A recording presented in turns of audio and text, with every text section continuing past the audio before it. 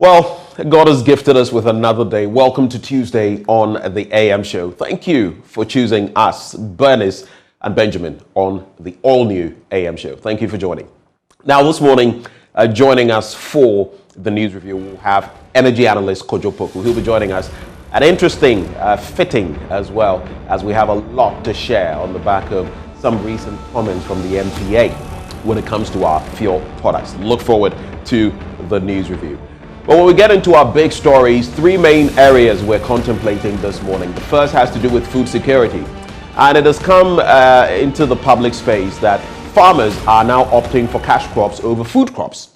Now, the question is, why? There are so many dynamics to it, but this is said to be shrinking our food sufficiency space. We'll be giving you details of that as we engage our guests, Dr. Richard Edu, an agri-economist at the KNUST, Enyonam Manye, farmer, and Anthony Morrison, CEO of the Chamber of Agribusiness. But on our second belt, we talk about money, security of SAVE. We have our latest documentary out there on men's gold put together by Joseph Akable. He's been telling us stories of how some of these people have been struggling to survive. Well, on Total Recall, we'd also hear from the PRO of the association, that is Fred Forson. And then we'd get you an exclusive. Yesterday, we got an exclusive with former Energy Minister Bwache Ejakwe. In this interview, he says some very interesting things. He talks about what he's been up to since he was sacked from office as he prepares to vie for the flag bearership of the governing New Patriotic Party. What's his relationship like with the current president, Nana Addo Dankwa Akufo-Addo? Stay with us and find out later on the show.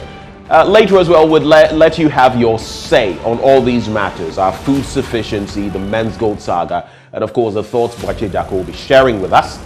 The hashtag is AM Show, and when we activate the phone lines, be sure to be one of those to call. Thank you for staying. Up next, we serve you the news.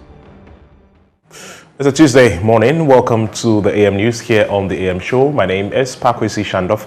So, very first story. Now, the Ghana Medical Association is asking government to reintroduce some restrictions to deal with the increasing number of COVID-19 cases across the country. The Ghana Health Service on Monday confirmed 3 COVID-19 related deaths, with experts raising concerns that the country may not be able to contain the fourth wave. With vaccine hesitancy still a challenge in battling the COVID-19 pandemic, the Ghana Medical Association and the Ghana Registered Nurses and Midwifery Association are worried that the resurgence of the cases do not give a good signal in the country's fight against the pandemic. Dr. Justice Yangson is the Vice President of the Ghana Medical Association.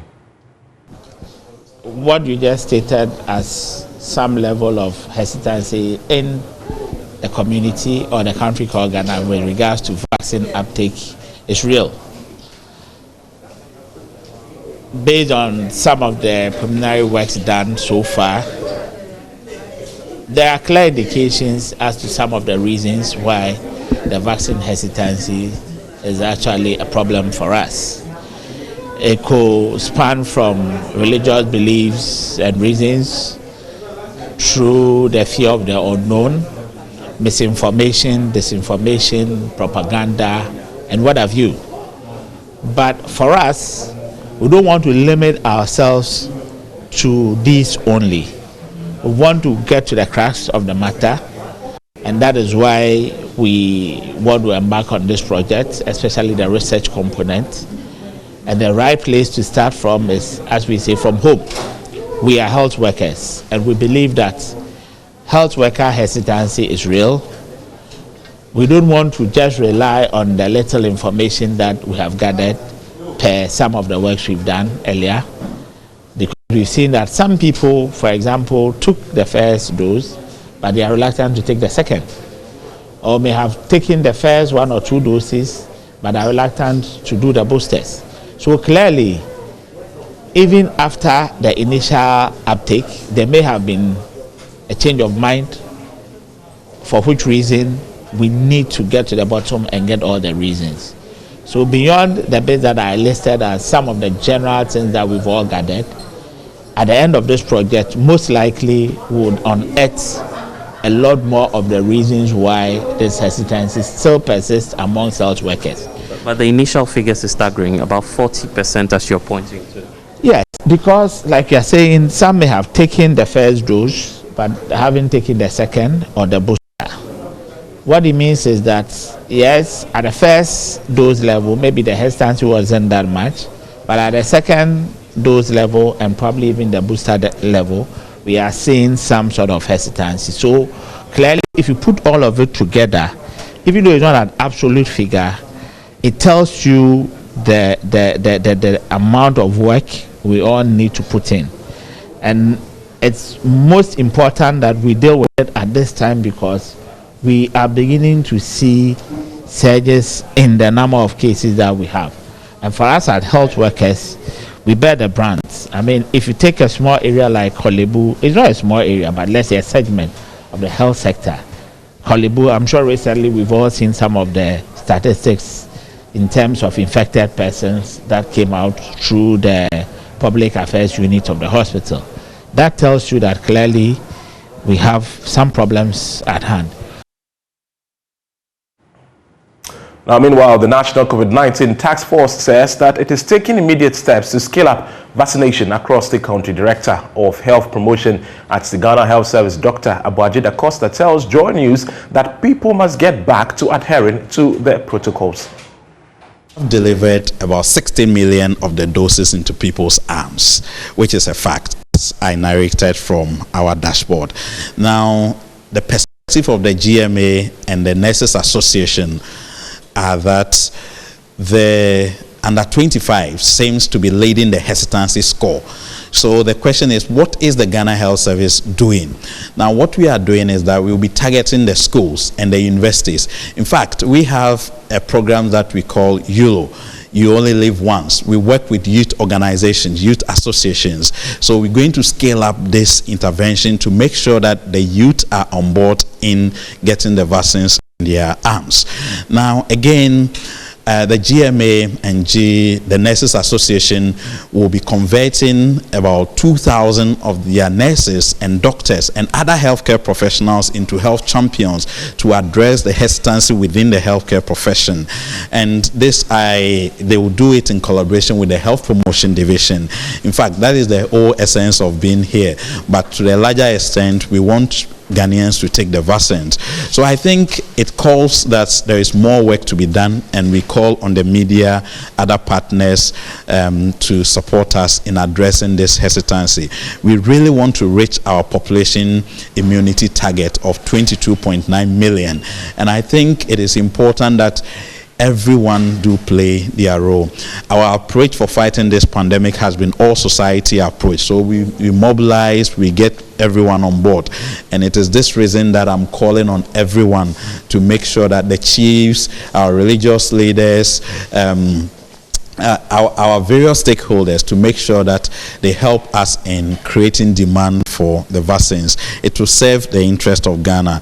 We don't want to return to the old days when we were doing lockdowns, we were obviously being restricted in so many ways. Already the Ghana Medical Association is advocating for that, calling for the return to the days of some of these protocols and restrictions. What's your take? Okay, so thank you. Let me say, you see, I think for us, the protocols have actually not been lifted. You see, but maybe we need to communicate more prudently, or we need to put it very well. The fact is, we say that it is not mandatory. Mandatory is not to say we shouldn't wear it. We are only saying that, obviously, for open spaces, you do not have to, but we also, our statement was emphatic on enclosed areas. And if you look at the current data coming up from workplaces, from enclosed offices, you could see that we were on point to suggest that if you are in enclosed areas, you have to put on your face.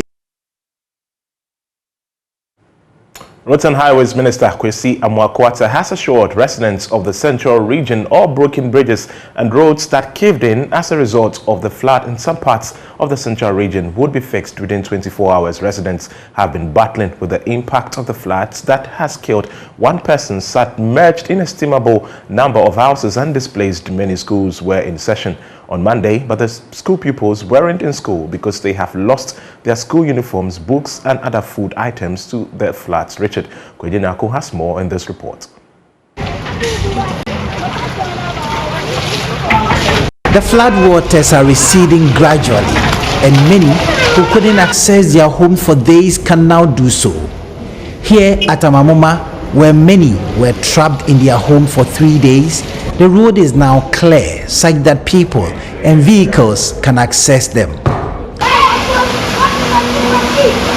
This wall of the University of Cape Coast came tumbling down as the floodwaters surged. The school pupils here who did not go to school have decided to have some swimming lessons right in the middle of the road. A similar story runs through all the schools in the affected communities. Faith Bisi is the head teacher of one of the schools at Simeo. The staff, including myself, everybody was here, but the pupils, not even a single person reported. Finding out from some of them and then the parents, they told us that the water has swept their belongings away, including their school uniform. For that matter, there is no way they can come to school, and they don't even have food to eat. Even this classroom here is where some of the pupils slept. We've opened the doors for them, so the upper primary classroom to the same thing. It's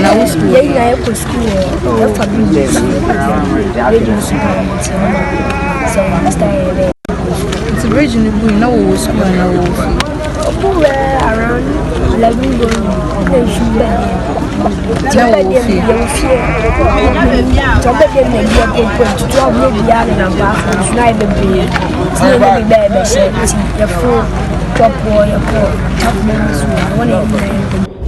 Adabe, Simeo, Ankafo, Sam Brasi, Kwapro, Dutch Commander, their bridges are yet to be fixed.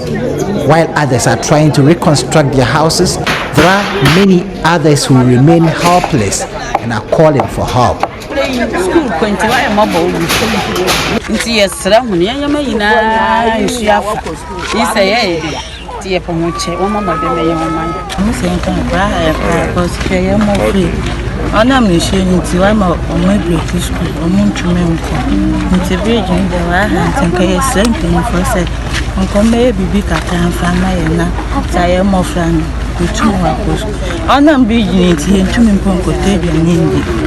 with me, I'm getting fit and I pay because of the bridge.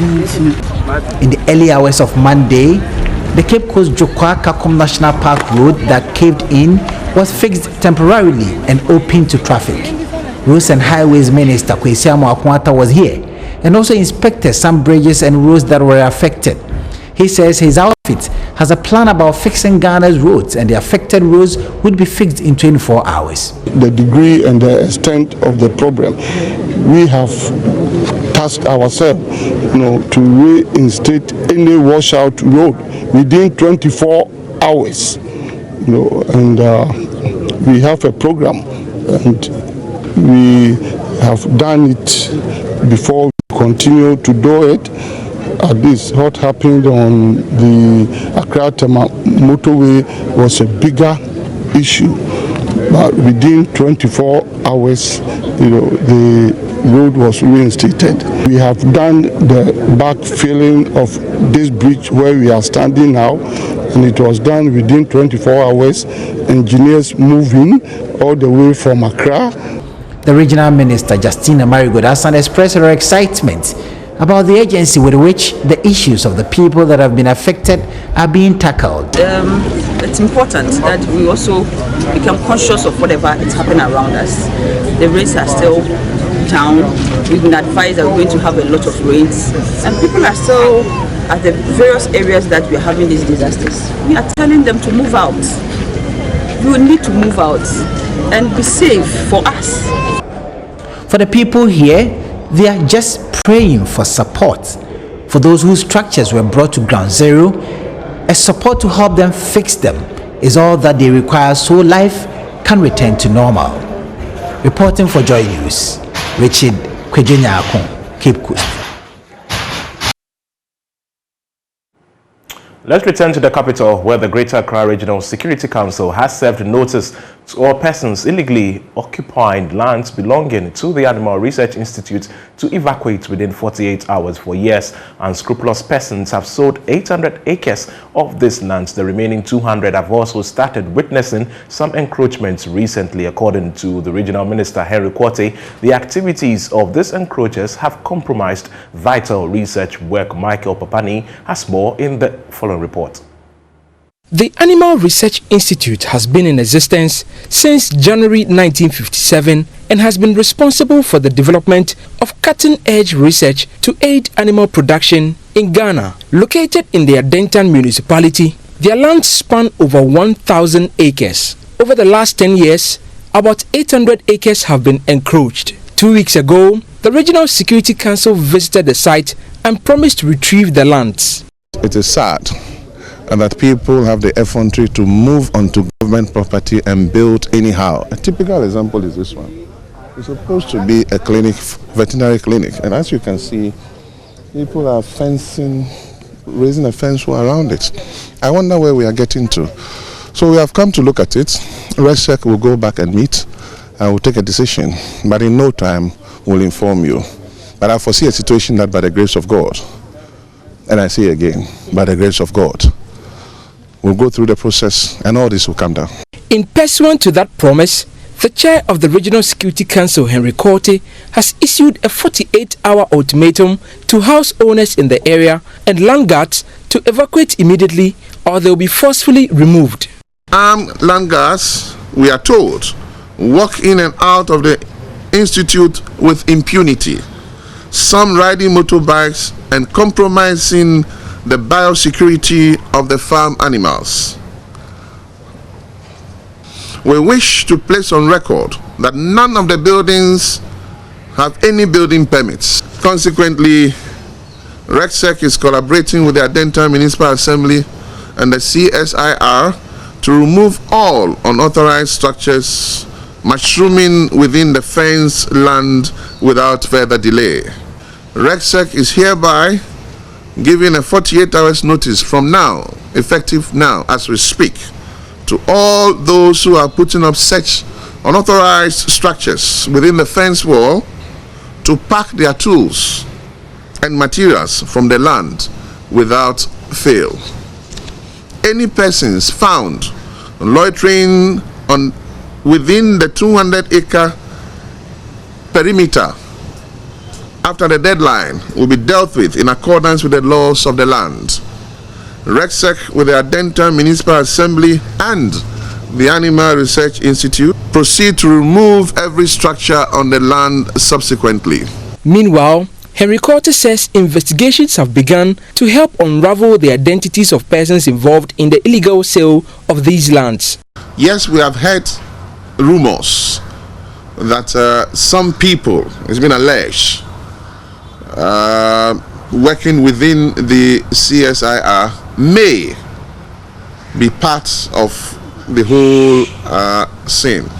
We will get the security intelligence agencies to begin investigations into that, and then once they get results, they will bring report to us and we'll forward it to the appropriate quarters for the necessary actions to be taken.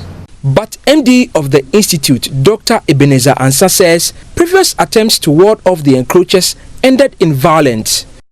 Head of security, so many occasions. Other staff did throw any just say on so many occasions our staff had to do a sit-down strike. They lay down their tools, they say they can't work. The Security Council says it will fight to restore the lands to the Research Institute. For JoyNews, Michael Ashale. Now, the governing New Patriotic Party has vetted prospective aspirants vying for the various national executive positions. The process began on the 17th of June, and all 51 aspirants who have filed nominations were scheduled to go through the process. Samuel Imbura monitored the vetting process and now reports. After the vetting of the 51 prospective aspirants, the vetting committee is expected to publish its vetting report on the 22nd of June. Afterwards, a room will be created between 24th to 25th June for appeals to be made, if there are any. But some of the aspirants, especially in the chairmanship race, are optimistic of winning the upcoming elections. As a party, we already give support when the need arises. And in fact, I have a whole host of support we have given to party people, people who have gone through operations, people whose shops have gone bent, people who have their parents dead and we need to help their children. We have a whole lot. But then, there's the need to have a structured approach to helping people. So therefore, we'll bring about a structured, well laid out procedure for party people so that when there is a need, they know the processes, where to go, how to get their needs sorted out. So that is what I intend doing. I will ensure that we prepare ourselves for 2024.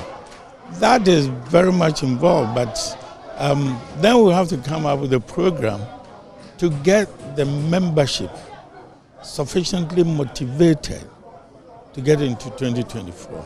It's a huge task because as we go around, of course, you get the members come up with various issues, complaints, but these are issues that will have to be addressed.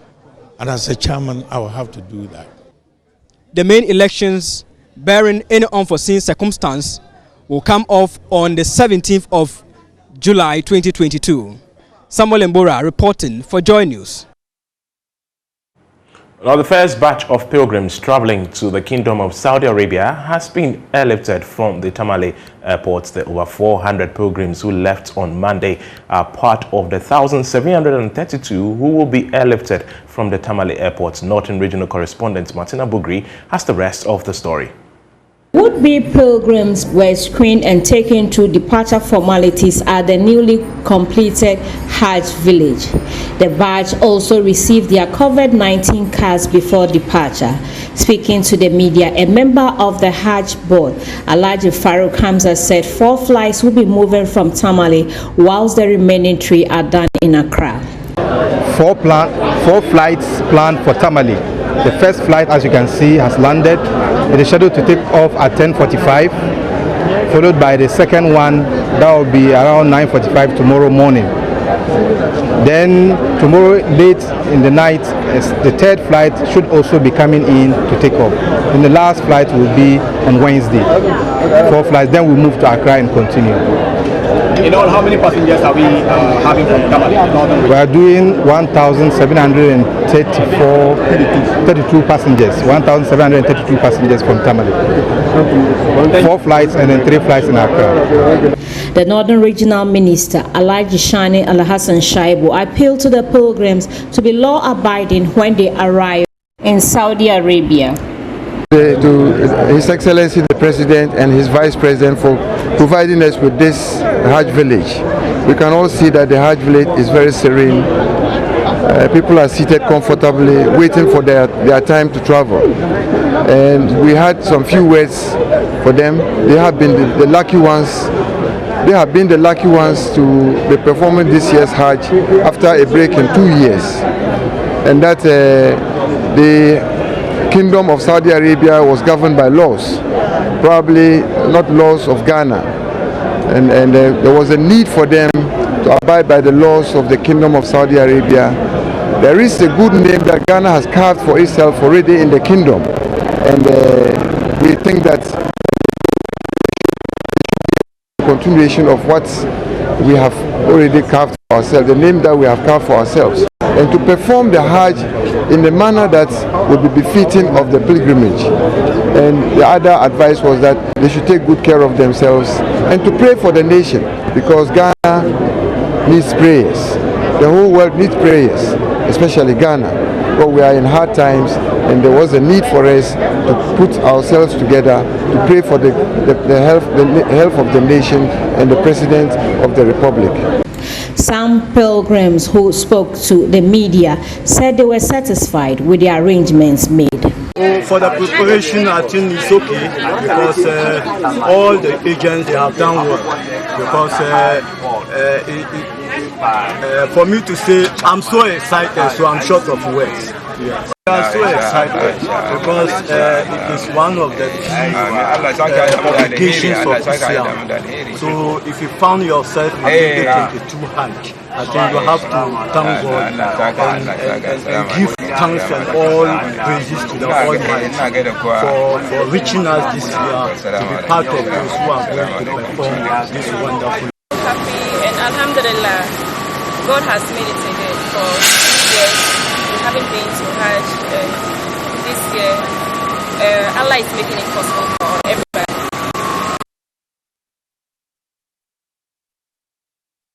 Yes, where we draw the curtains on the news, I leave you in the company of Benjamin and Bernice. Well, thank you very much, Pakwesi Shandorf. Let's take a quick look at the weather for this morning, especially with the rains hitting hard. We might as well do this. Now, as you can see, it's from the Ghana Meteorological Agency, and this is their 24-hour forecast for Ghana, valid from 6 a.m. And so here are some summary details. The cloudy conditions are expected over most places in the country this morning. Mist or foggy patches are expected over the forest and mountainous areas in the early hours of this morning. And thundery and rain activities are expected over areas slightly north of the coastline in the afternoon. Now, the middle sector and the transition zone will observe partly cloudy conditions in the afternoon and cases of thunderstorms or rain in the evening. Now, that said, let's take a specific look at a few areas and what to expect. If you don't hear your area mentioned, at least you can see it right here. So let's start from the Volta region to the western, eastern part of the country. It's cloudy and you can expect a temperature of around 25 degrees Celsius as from 6 hours GMT. It will be partly cloudy in the afternoon. You can expect a high of temperatures at 31 degrees Celsius. In the evening, it will be partly cloudy with a temperature of around 28 degrees Celsius. Let's come now to Accra. It's cloudy as of now, experiencing similar temperatures, 25 degrees Celsius. You can look at the saturation levels as well, just about 40%. The temperature averagely will be about 31 degrees Celsius at around noon, and it will be partly cloudy in the evening. Also expecting some temperatures around 28 degrees Celsius. Let's come to Kumasi in the Ashanti region. It's experiencing some mistiness currently. The level of mistiness at 70%. And as of this hour, you'd be looking at a temperature around 23 degrees Celsius. It will be partly cloudy in the afternoon. Later in the day, expect temperatures at around 31 degrees Celsius, and in the evening, an average of about 27 degrees Celsius. Let's also look at the Sunyani Techiman belt. Similar temperatures. So in Sunyani, 22 degrees Celsius currently.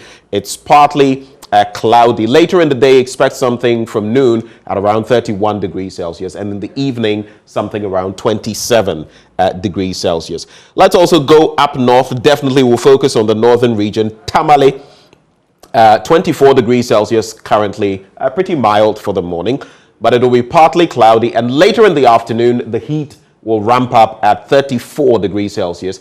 In the evening, it will be partly cloudy, and later you can expect temperatures of around 28 degrees Celsius. We'll wrap with Bolgatanga, another major city. It's partly cloudy currently, experiencing temperatures of around 23 degrees Celsius. This will be maintained in the afternoon, where temperatures could rise up to 34 degrees Celsius. It will prevail into the evening, and you can expect temperatures at around 29 degrees Celsius. So by and large, a partly cloudy day. You can expect some slight rain in some parts of the country. And that's what the weather looks like this morning across the country. Not too much of a threat of rain, but it's going to be partly cloudy. So just take care of yourself and stay safe. Up next, we serve you the news review.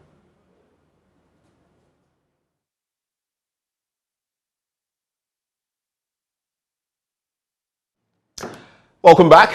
Time now for the news review, and you know, your favorite. We're here.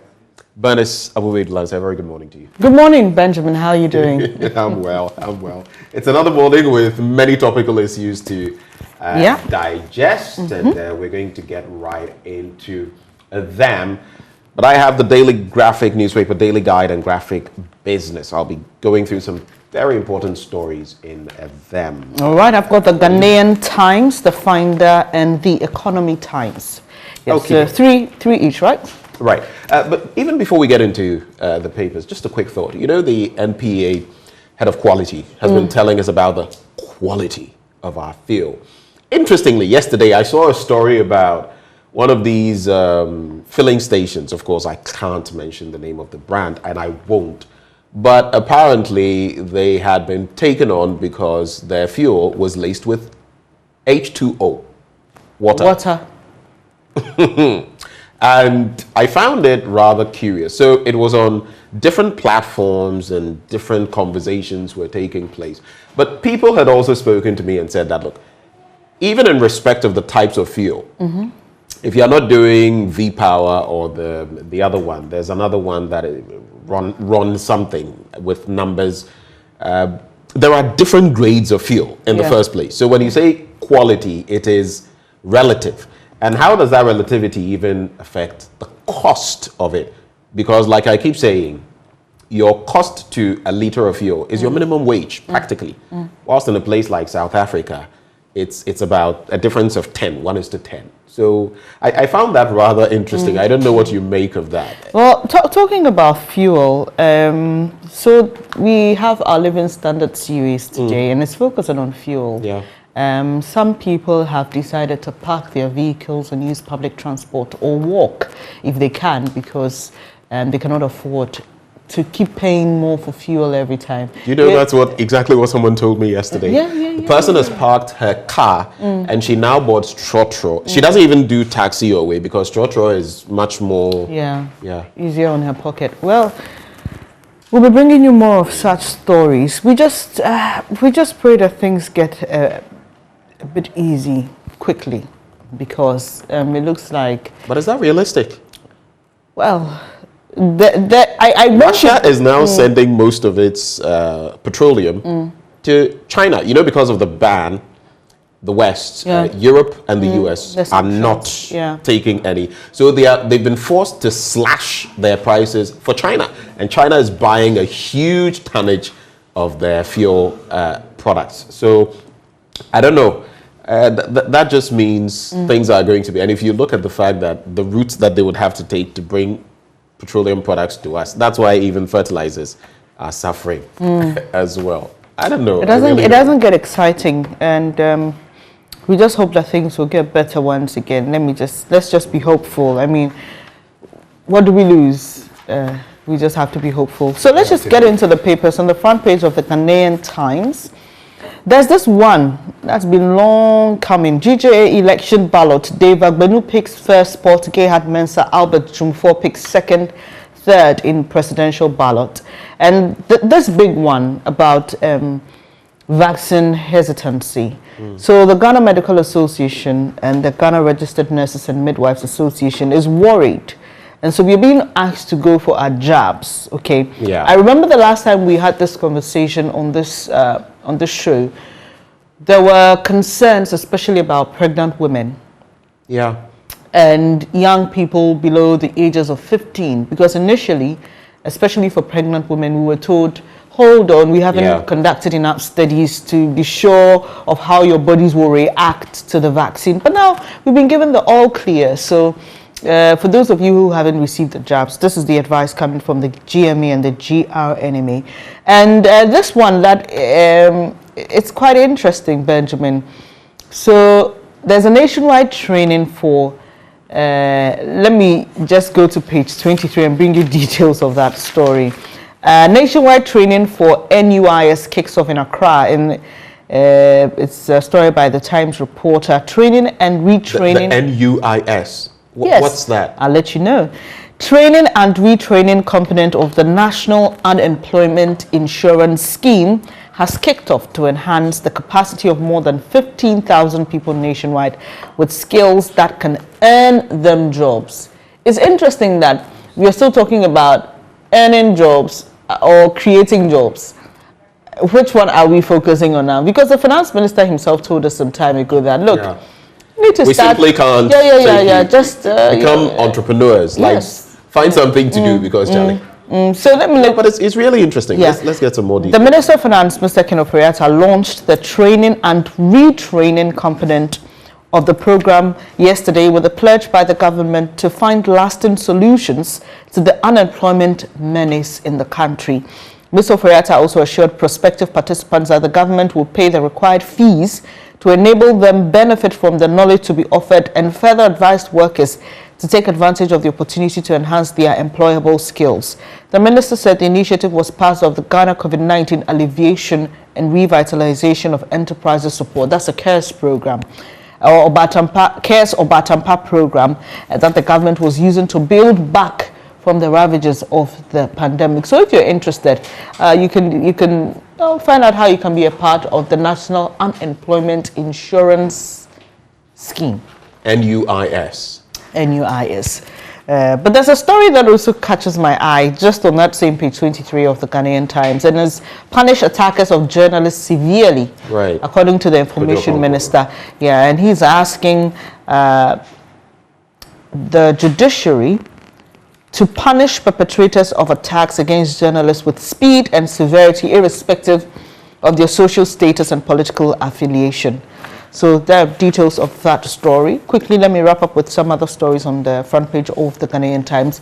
Former police personnel interdicted over Kumasi Islamic SHS disturbances. And Benjamin, I will not repeat what was said in that video that caused the interdiction of these 4 police officers, because I find it was very quite a slur on and also the religious faith, Islam. Yeah, and yes. It also exposes, the level of thinking. It exposes their thinking, and it exposes their lack of appreciation of the impact of such statements. Exactly. Okay? So here we live in a country where we've been told terrorism is closer than before. Right. We've been told don't say things that will trigger a certain response of violence. Some people may just want to take advantage of it, not to say that any religion is prone to violence or not.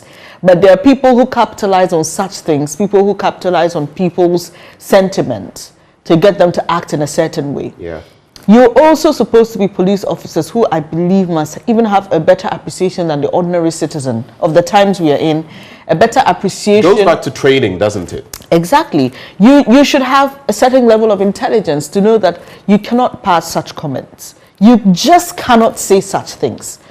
How do you do that? Anyway, so just closely related to that, the police has been commended for its response to the Islamic school incident, and that's on page 25, Benjamin. But it's a really sad issue you bring up.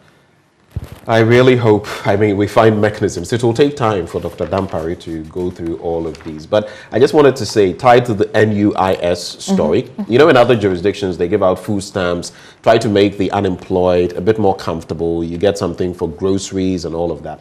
Would that at some point would be able to save enough as a country? Because in essence, it must get to the point where in any jurisdiction, regardless of the tax laws that apply, the filthy rich must be able to, we must have a system that allows them to contribute in a way so that the desperately poor can benefit in some way.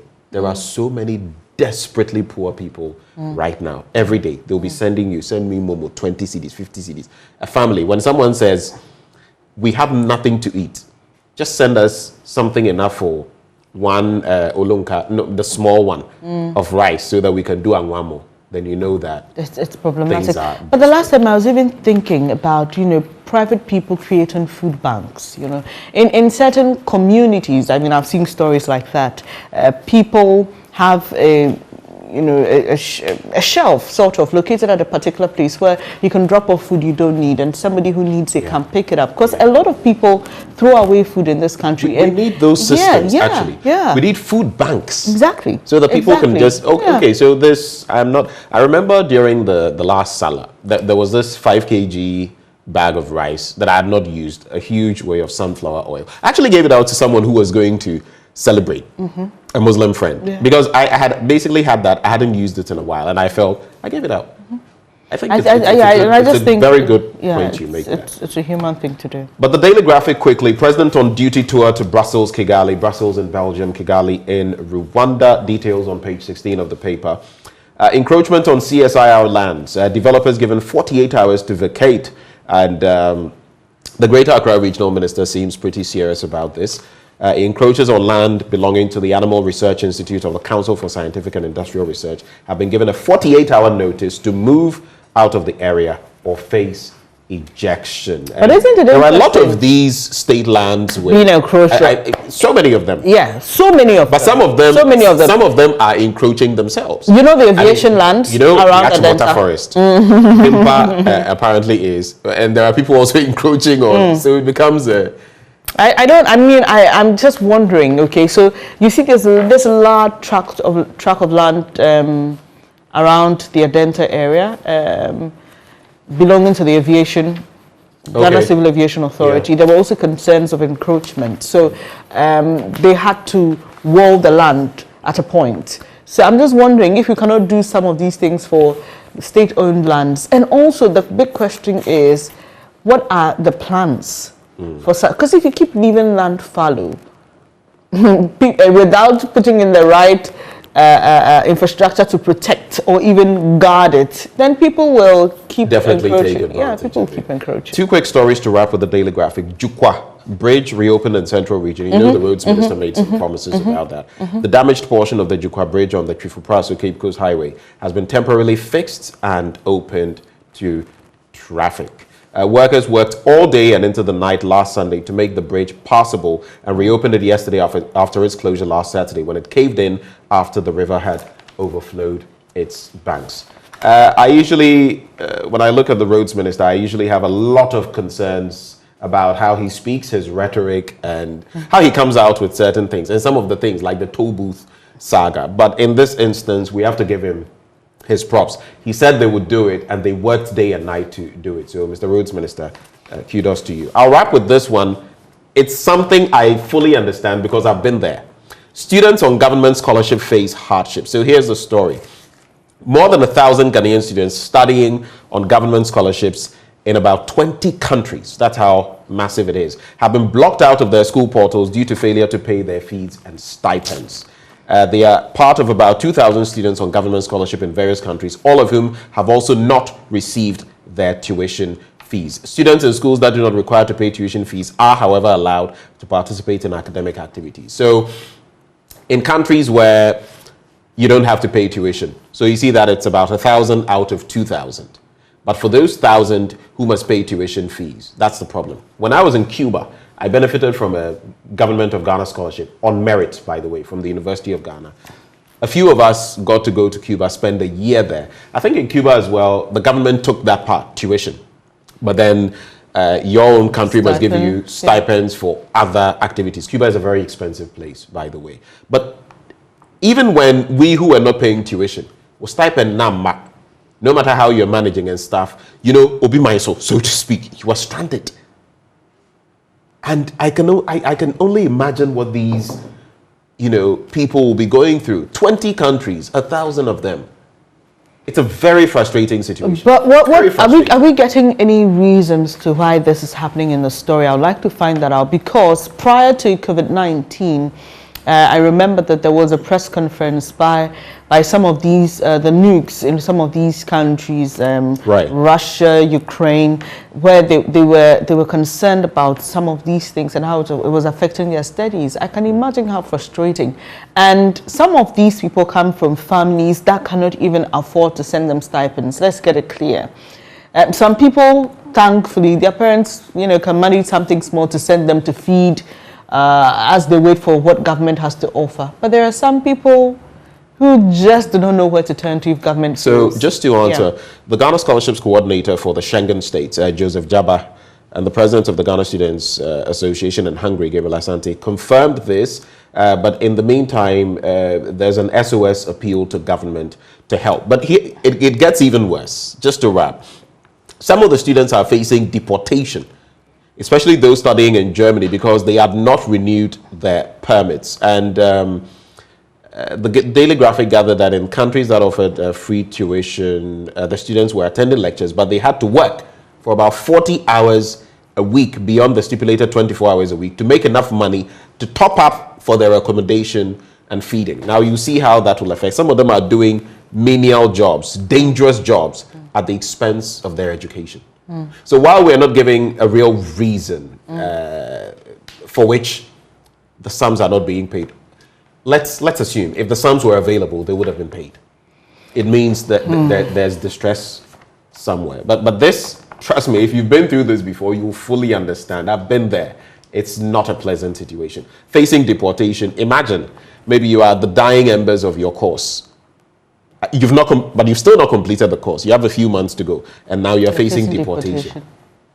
It's not exciting. Well, let's get into the Finder newspaper now. Ghana-Lesotho collaborate on petroleum downstream. GJ aspirants placed on ballot ready for elections on Friday. And NPP ends vetting of national officers. We know that happened yesterday. Punitive punishment by judges will deter attackers of journalists. That's according to Information Minister Kochopon Nkrumah. ISA boasts 2 others to unpack factors causing depreciation at City TVCD Summit, and government to sharpen skills of 15,000 to facilitate their re-entry into productive employment. And I brought you details of that story in the Ghanaian Times. Quickly, Economy Times, government cuts bank loan by 50% due to high interest rate demand, and BOG withdraws over 5 billion Ghana cedis from banking industry. Also, going to IMF or not will depend on our domestic ability to repay our debt. That's according to former finance minister. Okay. There's an interesting one about planting for food and jobs, and I'll bring this up because we had the Agric Minister on PM Express last night, and among the many things that were discussed is one that has to do with his assessment of the Planting for Food and Jobs program. I'm sorry, where's the Agric Minister getting his figures from? Okay, I mean, besides where he's getting his figures from, to rate a program like this 100%, you're rating yourself. Yeah, and I don't know. It smacks of I don't know, because we all know you. Back then he was saying plantain was a price that we all knew at Malata. I remember back then on the back of some of his comments, we went to Malata. There was nothing like that. And some of these comments, let's be realistic. What that's why I'm asking, where is he getting his facts and figures from? Well, because what we see outside and what he reflects. So the Planting for Food and Jobs program is 5 years. And while the minister is saying that he will score the program 100% after 5 years of its implementation, there's an economist who is calling for a review of the program. And I'll just bring you details of that. Dr. Edu Owusu-Sarkodie is the one making that statement. But just some portions of the story. In the wake of unprecedented rise in food prices, together with other components which has triggered the year-on-year inflation in the country to jump to an all-time high in about 2 decades since the Fourth Republic, may have suggested a relook at the Planting for Food and Jobs program and other agro-processing programs. Some agripreneurs and economists have called on the government to critically and immediately relook at the Planting for Food and Jobs policy and review the program, as threat of food shortage is becoming a reality to all, with the skyrocketing rate of food inflation as a testimony. The experts wonder that the high inflation rate of some local food items cannot be accepted when we have agriculture-focused programs like the Planting for Food and Jobs. And I know, look at our cereals, maize. We've had issues with soya bean and all of that. How can you, in any breath, tell us that everything is pitch perfect? Oh, okay. So we've also been told to expect another transport fare hike as fuel prices keep rising. So, Benjamin, I don't know. Time will tell. The Daily Guide newspaper now. 4:33 pilgrims leave for Saudi Arabia. Baumia, my true son. Guess who's saying that? Oh, yeah, that's a big one. Jack, the gentle giant. That's a big one. Former President John Agyekum Kufuor. My true son. Yes. So former President John Agyekum Kufuor says Vice President Dr. Mahamudu Bawumia is like a son to him. And the two relate beautifully, not only for occasions. So it's not just for the cameras. For the cameras. According to him, one of the virtues of Dr. Bawumia is loyalty, which makes him stand out among his contemporaries. If you want more details, look at page 3 of the paper. Atuesian dashes to Supreme Court. It looks like this Atuesian saga You know, now that we are talking of men's gold, you know, maybe we have to look again at the Capital Bank thing, yeah, because it's still in court, you know. We need to revisit the story. I wanted to say something, but I'll leave it. Sometimes my level of mischief. Government launches new skills development scheme, and this one I'll get into. No sex on World Cup menu. 7-year jail term for culprits. So here's the bit. If you're thinking of going to Qatar, and if you think your libido is a bit, watch out. Ghanaian soccer fans have been warned that promiscuity would not be countenanced at this year's World Cup in Qatar. And you know it's a Muslim nation. And officials have warned that perpetrators face a 7-year jail term if caught due to the country's strict laws. Traveling soccer fans have been warned that the 5-minute one-night stands and quickies they are used to would not be tolerated and could leave them behind bars when the competition starts in November. But so this is fair warning. But if I go with my spouse? No, they are saying so. Quickies, all of those. You know, sometimes in these places, local bars offer all kinds of things. Okay. These are not available if you are caught. Okay. So in places travelers have been told that only married couples, just to answer what you're saying, that is male and female, they specify only married couples, and the specificity is male and female with valid marriage certificates will be allowed into hotel rooms. Wow, so you have to travel with your alone. Okay. All right, so I get the point about people doing some of these things in bars and pubs and in other places. Washrooms. It's interesting, the emphasis on male and female, because we had an earlier warning from one of the ministers there, state officials, about people coming to promote LGBTQI plus agenda. Fair. Yeah, they say they don't have tolerance for that, and you do so at your own risk. And so people have been cautioned. You know, quite recently within the football world, we've seen stadia being lit up with the rainbow colors. Captains of some football teams wearing the rainbow colors as armbands. The Allianz Arena. Yes, and quite recently, I've forgotten the team, but there was this player. The one with the armbands. Yeah, the player who decided not to wear a jersey because it had the LGBTQI. Yeah, I think it's a PSG player, and he was being sanctioned, and there were those who were saying allow him to express his faith. But you know, sometimes I have problems. If we feel those in the LGBTQI plus community can make their case and they can, you know, voice out, you know, this is reverse discrimination, because then someone who also says, no, I honestly don't believe in this, I don't associate, like the PSG player, now gets victimized. Are you seeing it? It's like reverse discrimination. If it's going to be an those who advocate for LGBTQI plus will tell you it's just like saying somebody is discriminating against a woman. And in today's world, will you say that somebody who holds a view that a woman shouldn't work should be allowed to express it? So they also have their rebuttals to some of these things. Right. But here's the point.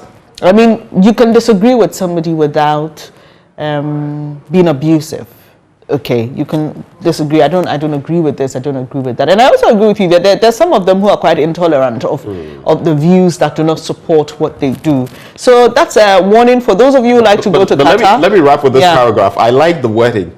FIFA officials have also added their voices to the stern warning that they will not be pleading.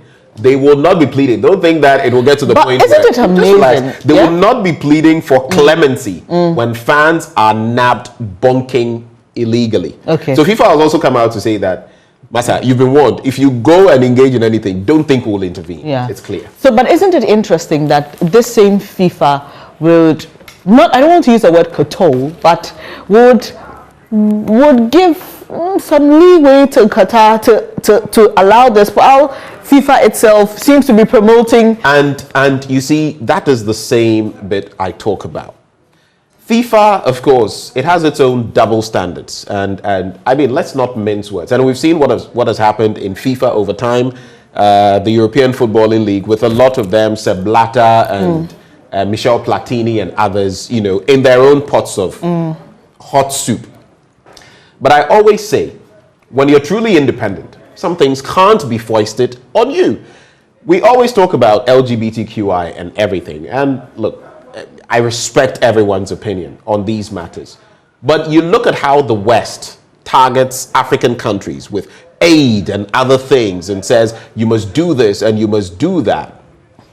Would they try that in the Gulf states? They won't dare. In the Middle East? They won't dare. Why? Because a lot of these countries are self-sufficient. Look at Saudi Arabia.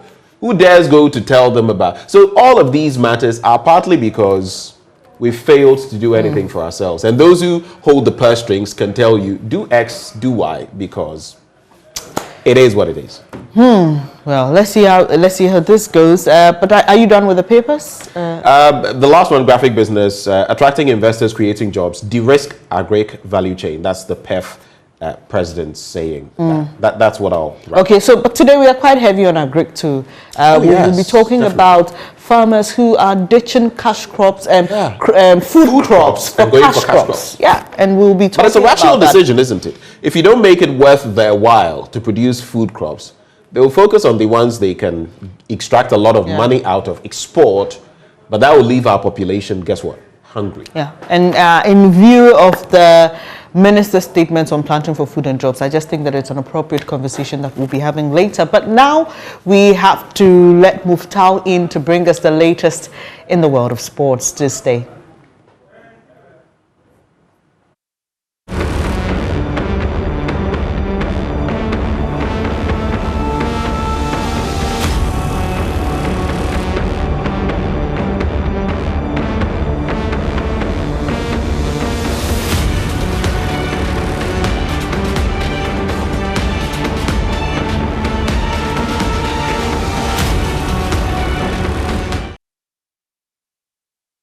Good morning. Welcome to AM Sports. Here with me, Muftau Nabila Abdullah. Black Stars captain Andrew Ayew has called for the return of juvenile football, popularly called Coles football.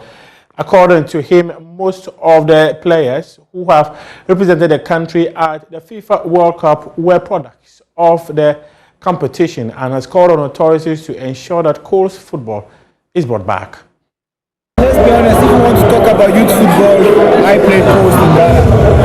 Samajan played Coles, Stephen Appiah, all the big names in Ghana football in the past years played in Coles before getting to this level. So I think we should acknowledge and realize that Coles football is very important. So it has to come back, one way or the other. And that's what we all know that has been worked on. Our FA is doing a great job on that because after legacy, I think that will help the young boys. But for them to get the opportunity to be playing, etc., that is from the big heads of football, which is our GFA. And I know personally that they are doing everything behind to make sure that this comes back to how it was before. Because for Atta Legacy, for all the other agencies or whoever that can help younger players get the chance to go to Europe or get a chance to go outside and make a better living for themselves or their family, you need to start from somewhere. And if you can start from the course under 10, under 12, under 14, under 17, then it's very difficult. Then everyone goes to academies. In the past, when some player played course, he was famous already in the country when he was a good player. We knew him already. Today, we don't know young people because they are in the academy. But course will always, I think, be something that we all love and will follow. So, yes, this should be the start of something great. Bibiani Gold Stars have celebrated their sustained status in the Premier League with a series of events in the Bibiani Township.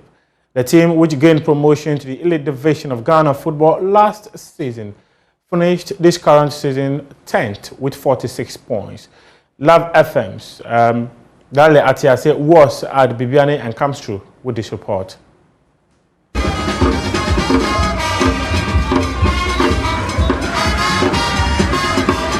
The hundreds of supporters of Bibiani Gold Stars marched through the principal streets of Bibiani and ended at the dance park where fans of the club danced to brass band music.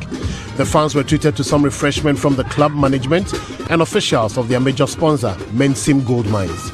Chief Executive Officer of the club, John Kwesiedu, says management's target has been met. A tough one from where we are coming from as a debutant. You know, the difference between Division 1 and Premier has a vast difference. And even to adapt to the Premier system was something that took us a time. Even I could say that from our week 1 to week 10, we were still adapted to the Premiership system. And we thank God we were able to catch up and make some meaningful impact.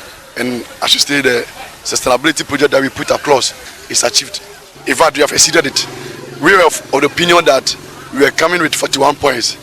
No, when you look around and when you listen to those people who matters most in the game, they will advise you, please make sure you are able to cross the 40 mark. And as I speak now, we have a much more to go. We are having 45 points, which means that the target that we set, like 41 or 42, we have achieved it. And I should say it's a maximum profit for us. Coach of the club, Michael Osei, said though it was a difficult season, he's happy with the output of his boys. I think it was very tough, and then at the end it was very successful. So we were very, very happy because we started with the guys that they don't have the experience in the league, but we were able to manage everything so well that they were able to get a good start. And then middle of the season we needed to build the squad, and then we got about 4 or 5 experienced players who have played the Premier Division before. So when they came, when we built the squad, it also helps a lot. You can see after the first run, we get more points more than the first run. I think the first run we got about 19 points, and then the second run we get about 20-something points, 26 or something like that. So I think in all we were very successful. It was very difficult, but we really managed it, and then we got a very successful season. The man in charge of sustainability at Mensing Gold Mines, Emmanuel Edu, said the company is proud to be associated with the Gold Stars brand. What I would say is that Mensing Gold as a company supports BBNE Gold Stars as part of our corporate social responsibilities within the communities that we operate. And so the overarching benchmark for us as a company is to assess whether or not the community people are interested, whether or not the community people are happy with the performance of the team. And so far, the indication that we have clearly provides that the community people are happy, and they are very excited to the extent that they want to celebrate today, which marks the last match for the season. And so on that grounds, as a company, we are very happy. We are happy, most importantly because we have seen value for money. Our support has brought some joy to the people of Bibiani through Gold Stars, and that gives us the joy. That's our happiness. Some excited supporters of the club spoke to Love Sports. I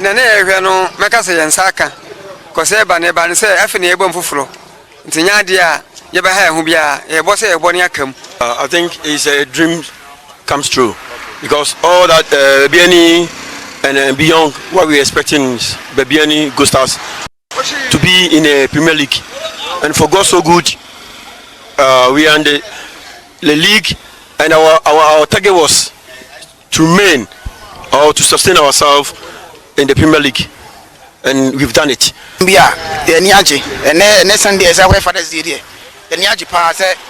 Stars team by modern money and paying for supporters. Gold Stars came tops among the newly promoted clubs in the Ghana Premier League as Accra Lions and Real Tamale United finished 12. Celebrations in Bibiani because Bibiani Gold Stars, they survived in the Ghana Premier League as expected by fans of the club. But the Porcupine Warriors, Kumasi Asante Kotoko, they won the Ghana Premier League, and former president, who is also a former chairman of the club, has urged them to adopt scientific data-based approaches to playing football as they fight to claw back lost glory on the African continent. The Porcupine Warriors, who have emerged champions of the just-ended Ghana Premier League, have not won any silverware in Africa since the 1980s. And the former president, who gave the club 50,000 Ghana cedis per Joy Sports sources, has asked them to adopt modern ways of playing football. The porcupine warriors. You conquer both at home and abroad. Everywhere you go, you bring victory. This is what has happened this year. And we cannot congratulate you enough.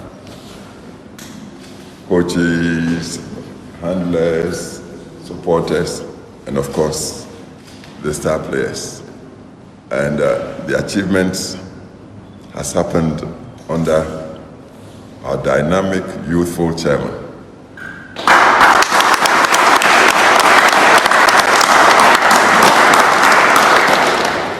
Smart playing these days has become a science. It's not just enthusiasm. The management must be scientific and also must master the technology of the game.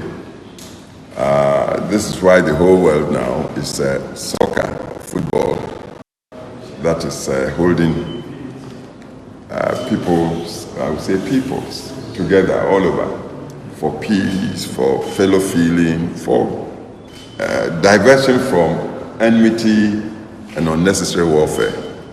So when you've got a team like Kotobo performing like it's performing, then you must uphold it, you must support it.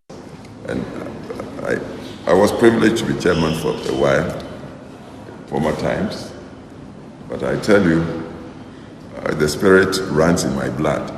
I'm always a Kotobo supporter. I congratulate you immensely.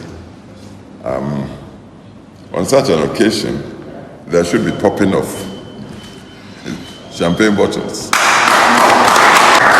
And it's sad it's not an open trophy, because otherwise I would have dropped in something. And this is our wrap up AM Sports here with me, Muftau Nabila Abla. But just by way of confirmation, the World Cup tickets, which are priced at $67, $162, and $216. The Ghana Football Association, following a meeting with the Minister of Youth and Sports last week, Thursday, have agreed to put 10% increment of the FIFA World Cup tickets prices. That's what Joy Sports have picked up. You can head on to myjoyonline.com and read some more sports stories. The show continues right after this.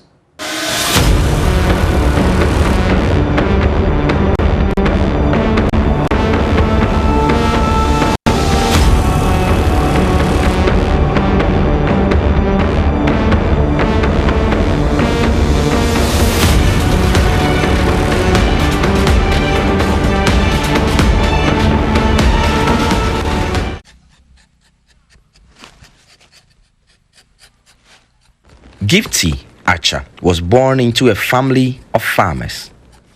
She says her father was able to put herself and 5 other siblings through school with money from their family oil plantations. 5 years ago, she cut down her oil palm farm to grow rubber. Farmers some more area had it. The farmers here, just like my father, were mainly into food crops. We grew oil palm, plantains, cassava, and the likes. Rubber is being hailed as the white gold in many parts of Western Ghana. It takes at least 7 years from the point of planting to the time where farmers can make any money at all. But those who are going into it in this area tell me that just a year of proceeds from their work as rubber farmers is enough to cater for the 7 years investment that they make. There were times we would even harvest the oil palm fruit, and there would be a glut. We won't even get buyers. So since I grew up, I have made a decision to stop farming food crops. There's more money in rubber. In terms of price, oil palm is also good, but not like rubber. This area of the Western region has vast, fertile lands and have for years been a hub for the growth of oil palm and many other food crops. But now, things are changing. We didn't look exactly at the quantum of land that has been put under this. Professor Robert Edu, an agric economist at the Kwame Nkrumah University of Science and Technology, has spent years studying this trend, which he says is happening not only in the Western region. When all the food crop lands are used for cultivation of cash crops, at the end of the day, then the national production level will come down in terms of food crops. What it would mean is that we will have to import from neighboring countries and from other parts of the world so that we can have the food on the market for people to use the money that they have to go and acquire the food. And that has serious implications for the stability of the local currency. I have come to Elziejo, a small community close to where Esther's farm is located. This community was built around the palm oil business, and for years, small factories like this relied heavily on palm fruit from nearby farms and employed hundreds of men and women. Now, as more and more of these farms are cut down, the people who work here tell me that in the last 10 years alone, more than half of all the palm oil processing factories here have folded up. The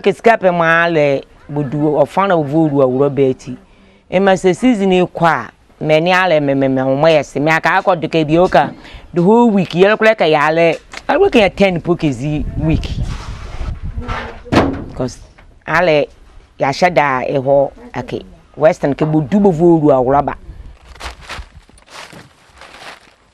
This shift from the growing of food crops to cash crops like rubber may look slow in happening, but its impact on the lives of many is already visible. Justice Baidu, JoyNews, Elziejo, in the Western region.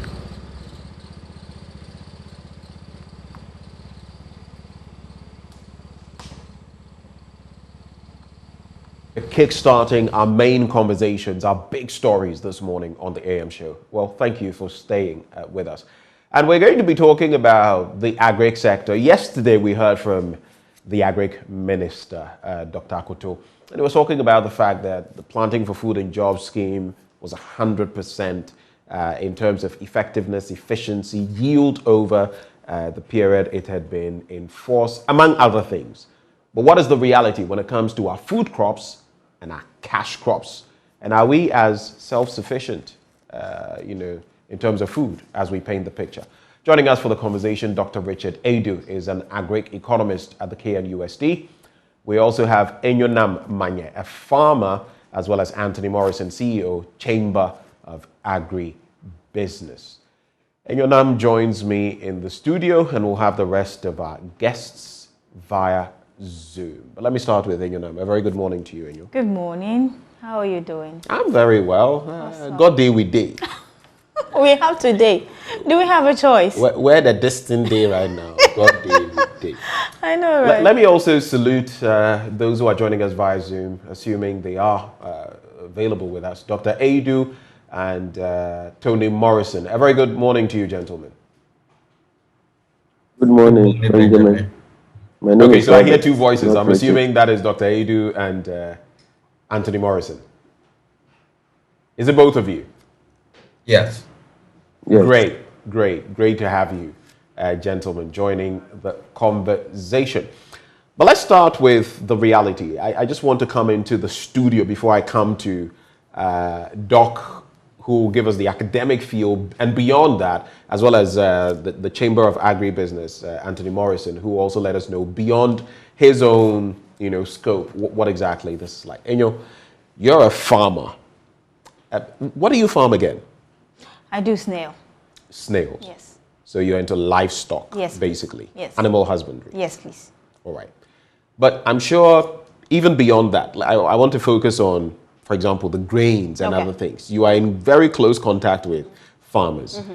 When the agric minister says we are self-sufficient, basically, and all the images being painted out there that, we're lagging behind or there's hunger in some ways, is that a fair reflection?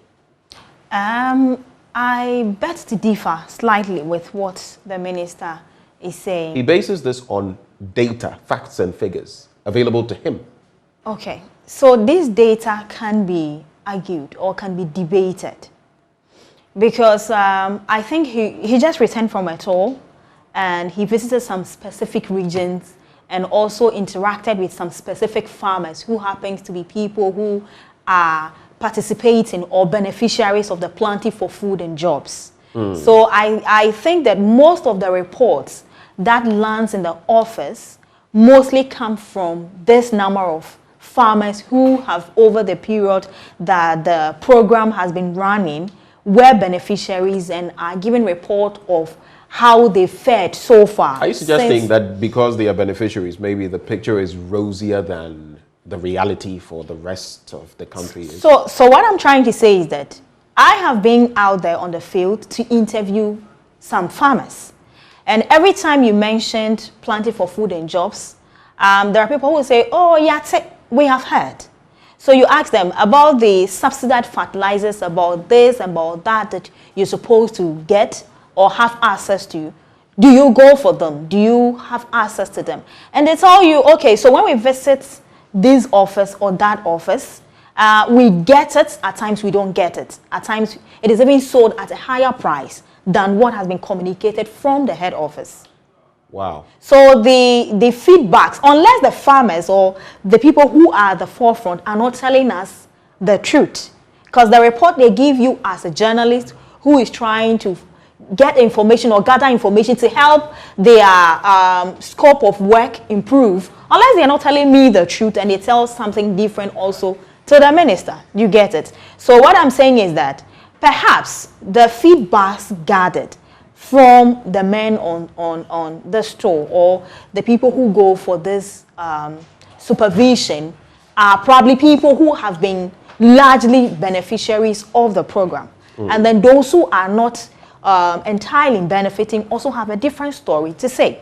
Would you say then that for those who have benefited for the Planting for Food and Jobs program, the PFJ program, then are in a better stead, that at least as far as they are concerned, the program has worked? It's been 100% effective, as the Agric Minister suggests. So I think the program is supposed to be for every Ghanaian farmer, yes, especially. I get that point, but especially I was just saying, for peasant since you have farmers. segregated, Right. would you say that for those who are at least benefiting in a way, it's been that effective? Of course, if I'm a beneficiary of a certain program, I should give a positive response if the initiator of that program is right in my presence.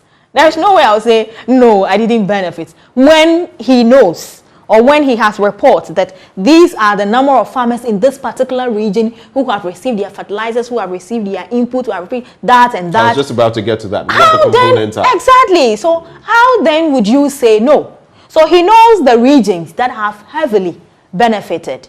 In other words, if I understand you correctly, even in conducting this survey, if you like, or analysis, specific places are targeted in a way to create a certain impression. I will not say, so I'm saying it's a nationwide program, okay? Now, there are people who are supposed to pass on or make sure that all farmers, especially the minister will tell you this is supposed to be for peasant farmers. That is his focus, because commercial farmer is presumed or assumed that you have the muscles, the financial muscles to buy all the things that you want to do. But the peasant farmers who are producing for consumption and also for the local market needs to be empowered. So he will tell you this program, my focus is mainly for peasant farmers. But these peasant farmers too, anytime, like I'm saying, anytime you ask them, have you heard of the program? Have you been a beneficiary? Have you gone to the MOFA office to have access to your this and that? And oh, we go. But at times when we go, the price we are expecting or the price that have been communicated is higher than what we buy from the office.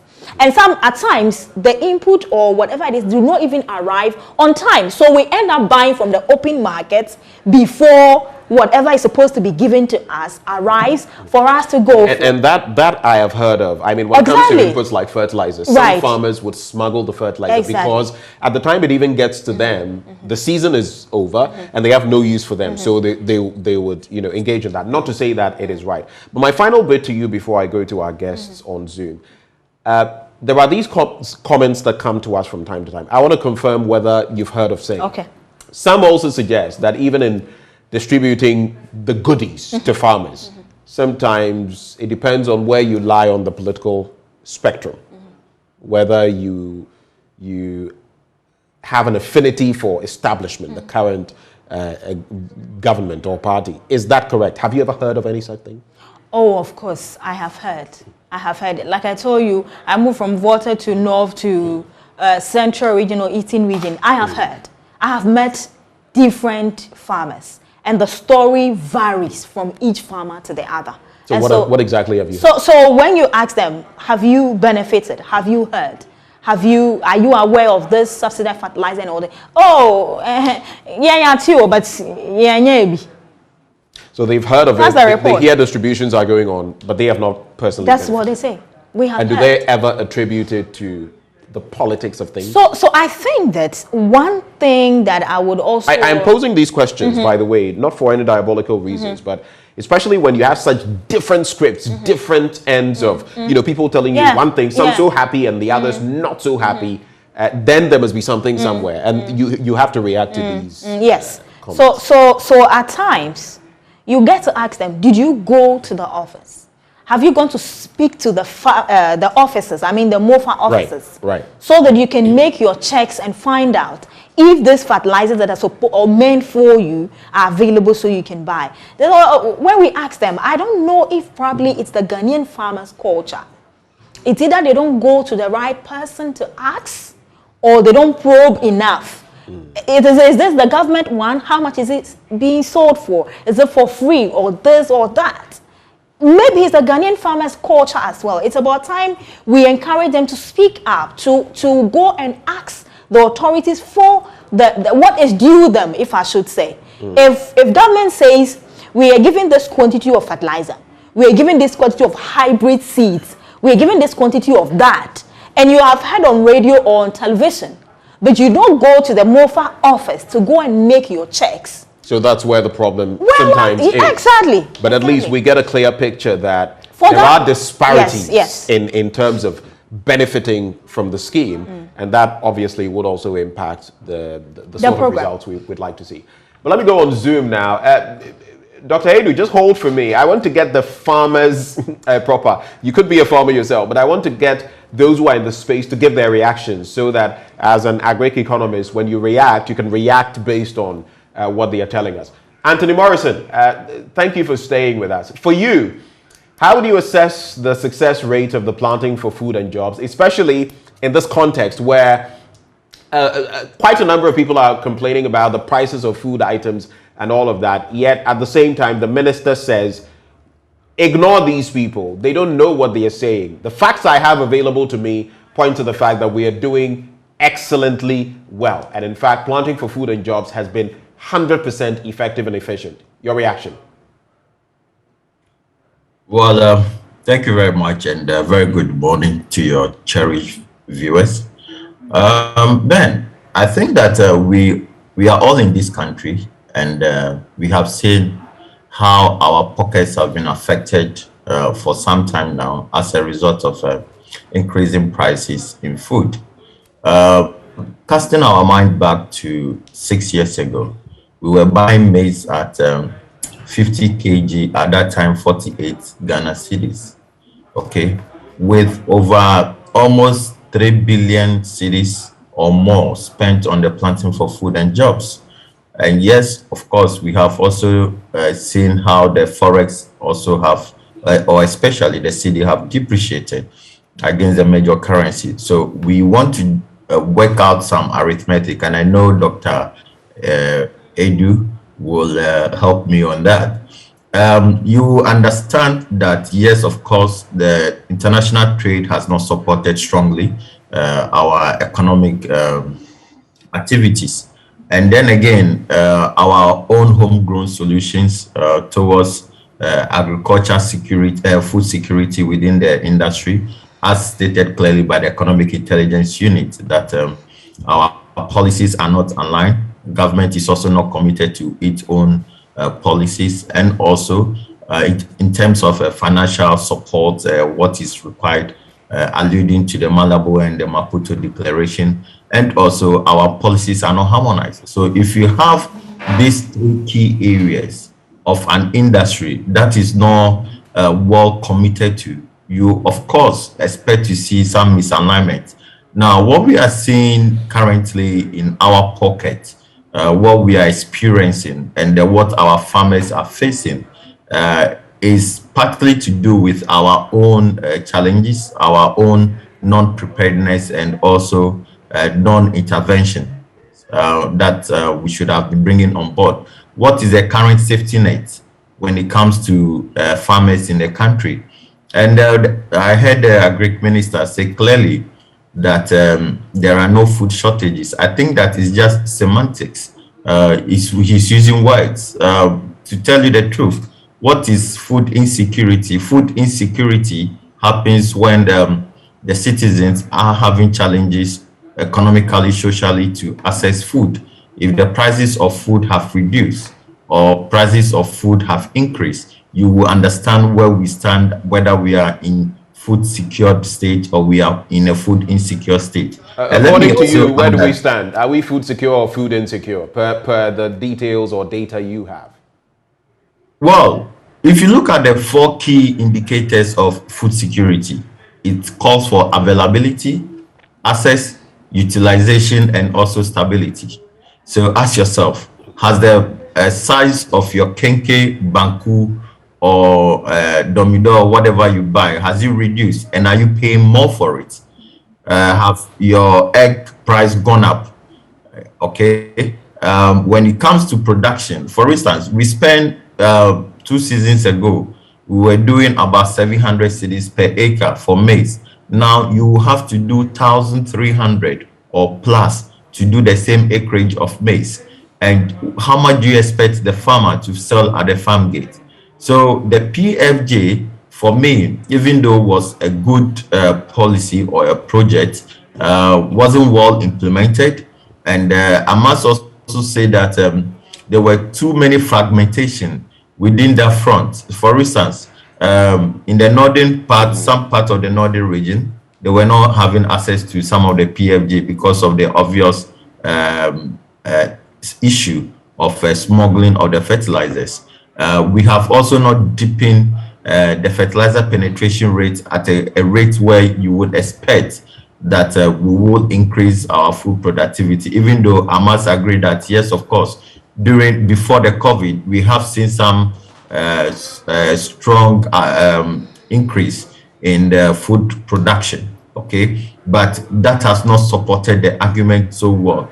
We do know that all during this time as well, we have also imported quite a number of foodstuffs, and our food importation bill keeps going up as a country. So there seems to be a major non-alignment, a major missing link in our food production. And I will narrow this on the fact that as a country, we have consistently been focused on the production policies instead of market-oriented policy. And we have not actually been able to bring any kind of social or, let me say, pandemic intervention for agriculture. We have seen the COVID, we have seen the war, whereas other countries are providing serious support mechanisms for their farmers. In Ghana, that is lacking, and farmers are left to be on their own. You say farmers are left to be on their own, but we know about this planting for food and jobs. Just about 3 months into this administration's tenure, we had this model, planting for food and jobs, started sort of mimicking or mirroring the Operation Feed Yourself under Ignatius Kutu Echampo. But while you say its implementation has been poor, I have seen some surveys as of this year, as currently as May in this year, that suggests that, especially in terms of maize production and rice production, if not for the Planting for Food and Jobs program, we would be producing about 40% less. Is that something you can discount? Because then it also means people would have more access to food and to calories, which are essential for our own, health, development, and all of that. Is that something you can counter? Ben, we have seen data across board. Primarily, government uses data, the private sector uses data. When we invest into business, we do our projections, which we see monthly. Government will have to wait after a year to see its projected data. For us, we are consistently working with data. If you look at the United States Department for Agriculture, their data in 2018 on rice, we were in deficit of 750,000 metric tons. And at that time, Ghana was doing about 1.5, 1.8. Now, as we speak, we are in deficit, according to the United States Department for Agriculture, of 1.1 million tons of rice, okay? And if you look at the importation rate, just a few weeks ago, I'm being informed that there have been importation of some 840,000 metric tons of maize. What I'm saying is that data is key. And if you ask MOFA, do they have a harmonized data? Do they have a robust data? They have data scattered across. If our so you're basically suggesting that sensors, hold on for me, Morrison. Hold on today. You're basically suggesting that the data that the Ministry of Food and Agriculture uses, because of this lack of harmonization, is also misleading or erroneous in some ways, in some contexts. Is that what you're saying? Certainly. For instance, look at the agriculture census, okay? And it's pointing to the fact that we have quite about 4 million farmers in Ghana, and we have 11 point something million agriculture households in the country. And if you are designing an agriculture intervention program of PFJ, and it can only affect less than 1 million people, then what are you expecting? In fact, you see, this is the reason why we can't measure a number of government impacts, because the volume of people to be affected is so much that the impact is not readily seen. And you see, we are in a very difficult times where we need to look at our policies across board. If you take a look at our importation bill, if you take a look at how we design our agricultural land banks, and in fact, we have even called for a total overhaul of the current agricultural land banks. Do we have a system in place? How long does it take a farmer or somebody to acquire a land to go into production and all that? All these things are mitigating effect of having a better food production system. And you see, rightly, as your documentary have done, a number of people have become dissatisfied with the system. So they are moving from food crops to other crops. So if you have a system in place, and you see, in other countries where it takes you a longer period to import food because you need to satisfy the indicators on the ground. In Ghana, who approves that this quantity of produce should be imported? Who approves that this product, whether value addition or process or whatever, should be imported? You know, we go to a normal situation, and it seems that the agriculture sector, when you take it, is so disoriented as we speak. You have a sector that cut across almost all the key areas. We need to reorganize the agriculture sector properly. Okay. And my problem now is that instead of having a minister that should focus on addressing the key issues on the ground, we have a minister who is campaigning. So it's, for me, you have a minister who is not focused on the job. And that is why I'm saying that he would do the industry a better service if he leaves the seat and allow somebody to come and focus. You want the agric minister to resign? Simple as that. I mean, look, this is so for high you, time. For you, look, you're basically saying he has underperformed to the point where he should resign. Whether underperformance or not. But if he's not underperforming, why would you want him to resign? Look, all indicators are showing that yes, he has underperformed. Let's look at it. Our importation bill has gone up. If you look at the inflation figures, what the key indicators of inflation now is food. But that is not restricted to him. The importation bill going up. It's not his sole responsibility, is it? I mean, the finance ministry comes in. There are so many factors that come into that. These are key economic sector of the country. And for a ministry that has been given a lot compared to previous governments, you would expect such deliverables to be at top notch. Okay. And we are not seeing it. Tony, I'll move to Dr. Adu shortly, but I just want to find out from you, just briefly. He has rated Planting for Food and Jobs at 100%. How would you rate it? Just give me your percentage and I'll move on. 43%. 43%? Yes. 43%. That's how you would rate the Planting for Food and Jobs program. Because as we speak now, Benjamin, over 400 poultry farms have collapsed. Right. So I get your point. I'll come back to you maybe at a point. Let me give you indicators, okay? Look at the prices on the market.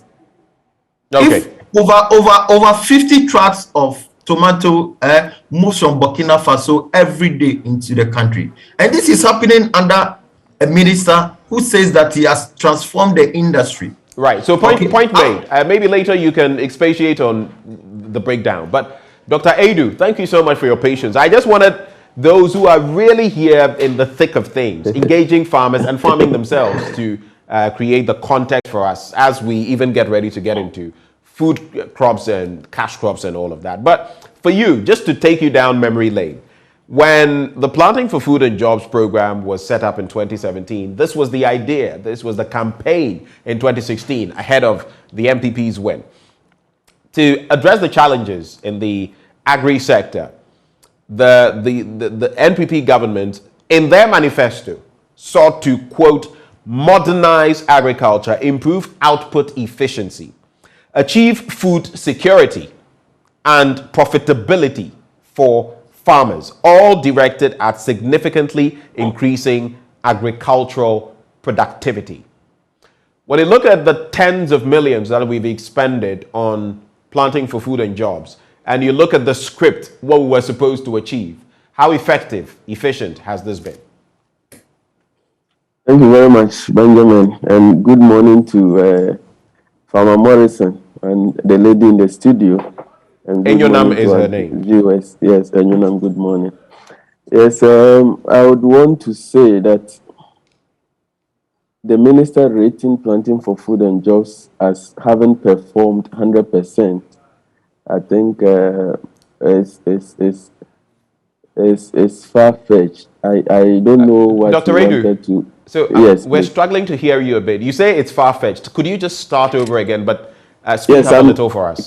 Can you hear me now? Better. Thank you, sir. Yes, so I was saying that I don't know why the minister was rating that program 100%. I don't know of any program in the world that can be implemented and the program will score 100%. And so sometimes when public figures speak to us, I think that they have to show a lot of respect for academics, a lot of respect for researchers, and a lot of respect for those of us who are listening to them. I would not discount what Planting for Food and Jobs has done as a program. It has played a significant role in the agricultural sector, and the data will speak to that. Now, let us remember that Planting for Food and Jobs is a program, and there are pillars. It touches one on supply of seed and also fertilizer. It also touches on extension delivery. And then there's some agriculture that's also supposed to come in to support farmers. Now, if you look at the distribution of the input, that is where we have had our major challenges. But in terms of extension support to farmers, I go to the field almost every now and then, and I can confirm that the numbers are quite high now in terms of extension officers on the field. And if you also go back to the data that MOFA Research Department and Information Directorate had put out, which I think the minister was trying to speak to, again, we can also agree with him that we have improved in terms of production. Obviously, and I'll quote some figures pretty soon, but obviously, if you understand agriculture and you know the seasonal nature of our agriculture, because we don't have a lot of irrigation facilities, if you see prices rise in the lean season and you see the effect of the external business environment impact negatively on our food prices and all that, it shouldn't surprise you at all. That is not to say that Planting for Food and Job is doing 100%. It is doing something. I will place it around 60%. You would give it 60%? Yes. If you go to our districts and you see the vehicles that our district officers now have, which then allows them to go to our communities to be able to interact with our farmers, that is something that we cannot discount. Previously, you go there and you see that these officers are there, they are not able to move, they are not mobile, but they have invested a lot in the mobility of our workers. Now, when he says we are sufficient in the production of grains, the data speaks to that, and I think that we have to be sincere with the data.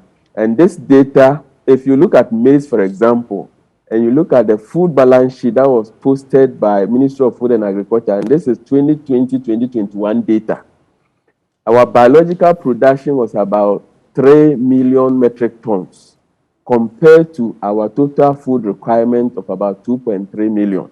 So already you are producing a little more than you require for food production. If you look at sorghum and millet, it's the same thing. There's a certain surplus. If you look at cassava and yams, plantains, it's the same trend. The only challenge with the data is that this is an aggregate data. Aggregate data, what it means is that it is the national data put together. It doesn't look at the variations that occur throughout the year. So within a particular period when you are harvesting more, there will be a lot of food in the system. Then when you are in the lean season, because we don't have strong storage infrastructure, and we also don't add value, and therefore we lose a lot of the food, we are unable to keep the food throughout the year. And that is where we have challenges with access to food that Mr. Morrison was talking about. So you're basically talking of the fact that, for example, we don't have a good silo system so that you can conserve food when there's a glut or something of the sort, and then later when there's a need for it, you have then stock you put available. it on the market. That was the idea behind setting up the buffer stock company, the National Buffer Stock Company, so that when there's excess, we'll be able to mop it up and then keep it somewhere. So when we have scarcity, then they can bring it out.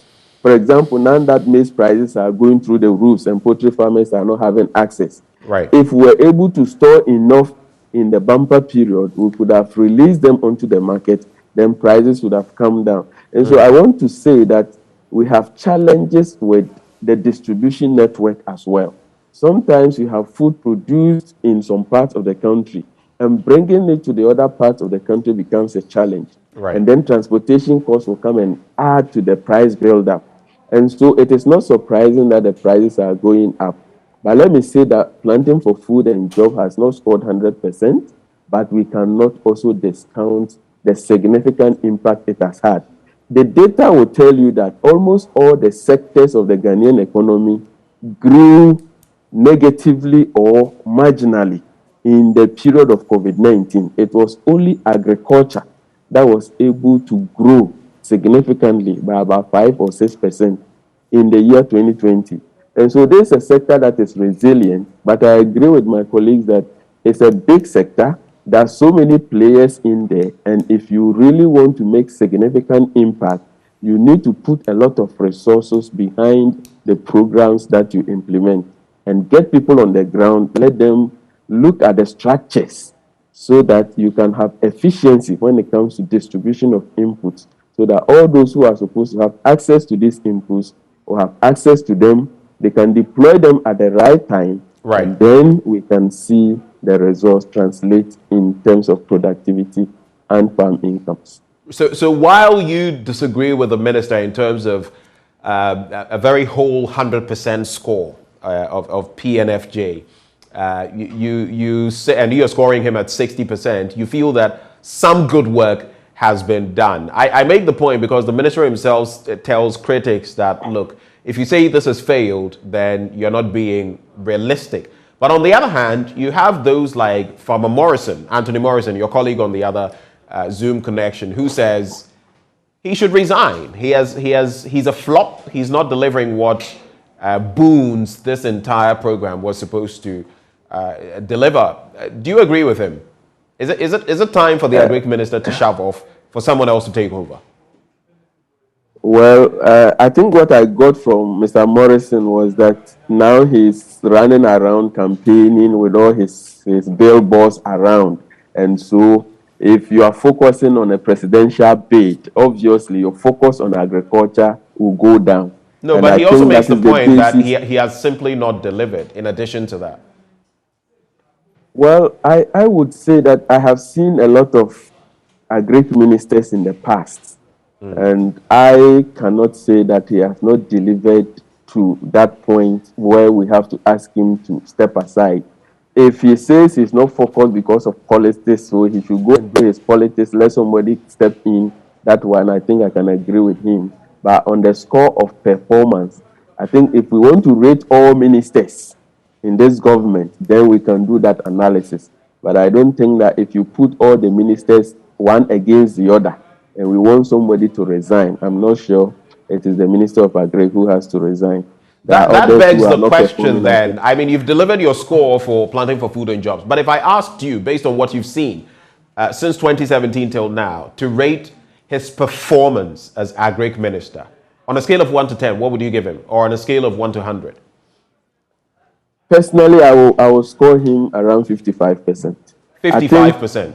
Yes, I think Planting for Food and Job is something solid. And I think if they can be focused and sit down and look at the bottlenecks around the program and then streamline them, I think it is something that we can all rally behind and try to see some kind of massive movement towards rejuvenating agriculture in Ghana. I think there's a lot of interest in agriculture now. If they can do their homework well, a lot of people will join the bandwagon and will all help in the production process.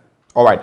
Doc, hold for me. I'll come right back to you on the bit to do with food and cash crops and the dilemma there. But let me just quickly get this from you. You've been getting some responses from some of your farmer friends as well. What are they saying? And what would be your quick assessment both of Planting for Food and Jobs and the sector minister? It appears the gentlemen have. I want to give you a fair opportunity to do same. Right. Quickly on that. So thank you. So I got a couple of farmers testing me that they actually watched the minister's presentation yesterday, and they also align with the assertion that perhaps the report of 100% score that he's giving the program is from specific farms and specific regions he has visited. That's the. I mean, I've got about 5 messages. So basically, it's not a reflection. So that's what they are also exactly. That's what they are also saying. Now, with regards to the Planting for Food and Jobs program, I would say that the fact that there are a chunk of numbers of farmers who are saying, "Oh, we've heard, but we have not received all this and that," I would score it at 65%. 65%. From my point of view, right. It has helped. Largely, it has helped largely. A lot of people, when I was recently in the northern region, and there are some cooperatives that have benefited from this program, women and young people, and they are doing well. Water region, the same OT region, I've been there recently. I've been in the eastern region and other places. So I think I would score it at 65%. And the minister himself? And the minister... So you've delivered the highest, you've given the Planting for Food the highest of the panel. Because my parents are in Shah Hills, and they are peasant farmers. Right. And they've also benefited from this program. I mean, they ask the questions. Like I'm saying, Ghanaian farmers, whether you speak English or you speak Chi or whatever, you have kids in the house. When there are programs relating to agriculture, ask for explanation. Go to the right authorities. Ask questions. Right. If you do not get the right answers, keep probing. Okay. And you will get the answers you're looking for. So let's have... also... rests on the shoulders of some farmers who are failing to you are a beneficiary. So if you don't step ahead or step forward to ask the right questions, how do you benefit? Your assessment of the minister, how would you rate it? I will score Dr. Akoto at 70%. 70%? Yes, I'll score Dr. Akoto because... Again, the highest. Exactly. Of our panel. From my point of view and from what I have seen on the field, I think he's done well. Let's not use his recent ambition to become a leader of his party to downgrade his work he's done. He has done well for me. Yes. So just to rehash, as far as I recall, Tony Morrison rated Planting for Food and Jobs 43%. Dr. Adu rated it at 60%. You rated it at 65%. Yes. Then when it comes to the minister proper, Morrison hasn't given his rating, but Dr. Adu gave him 55% and you gave him 70%. Yes. All right.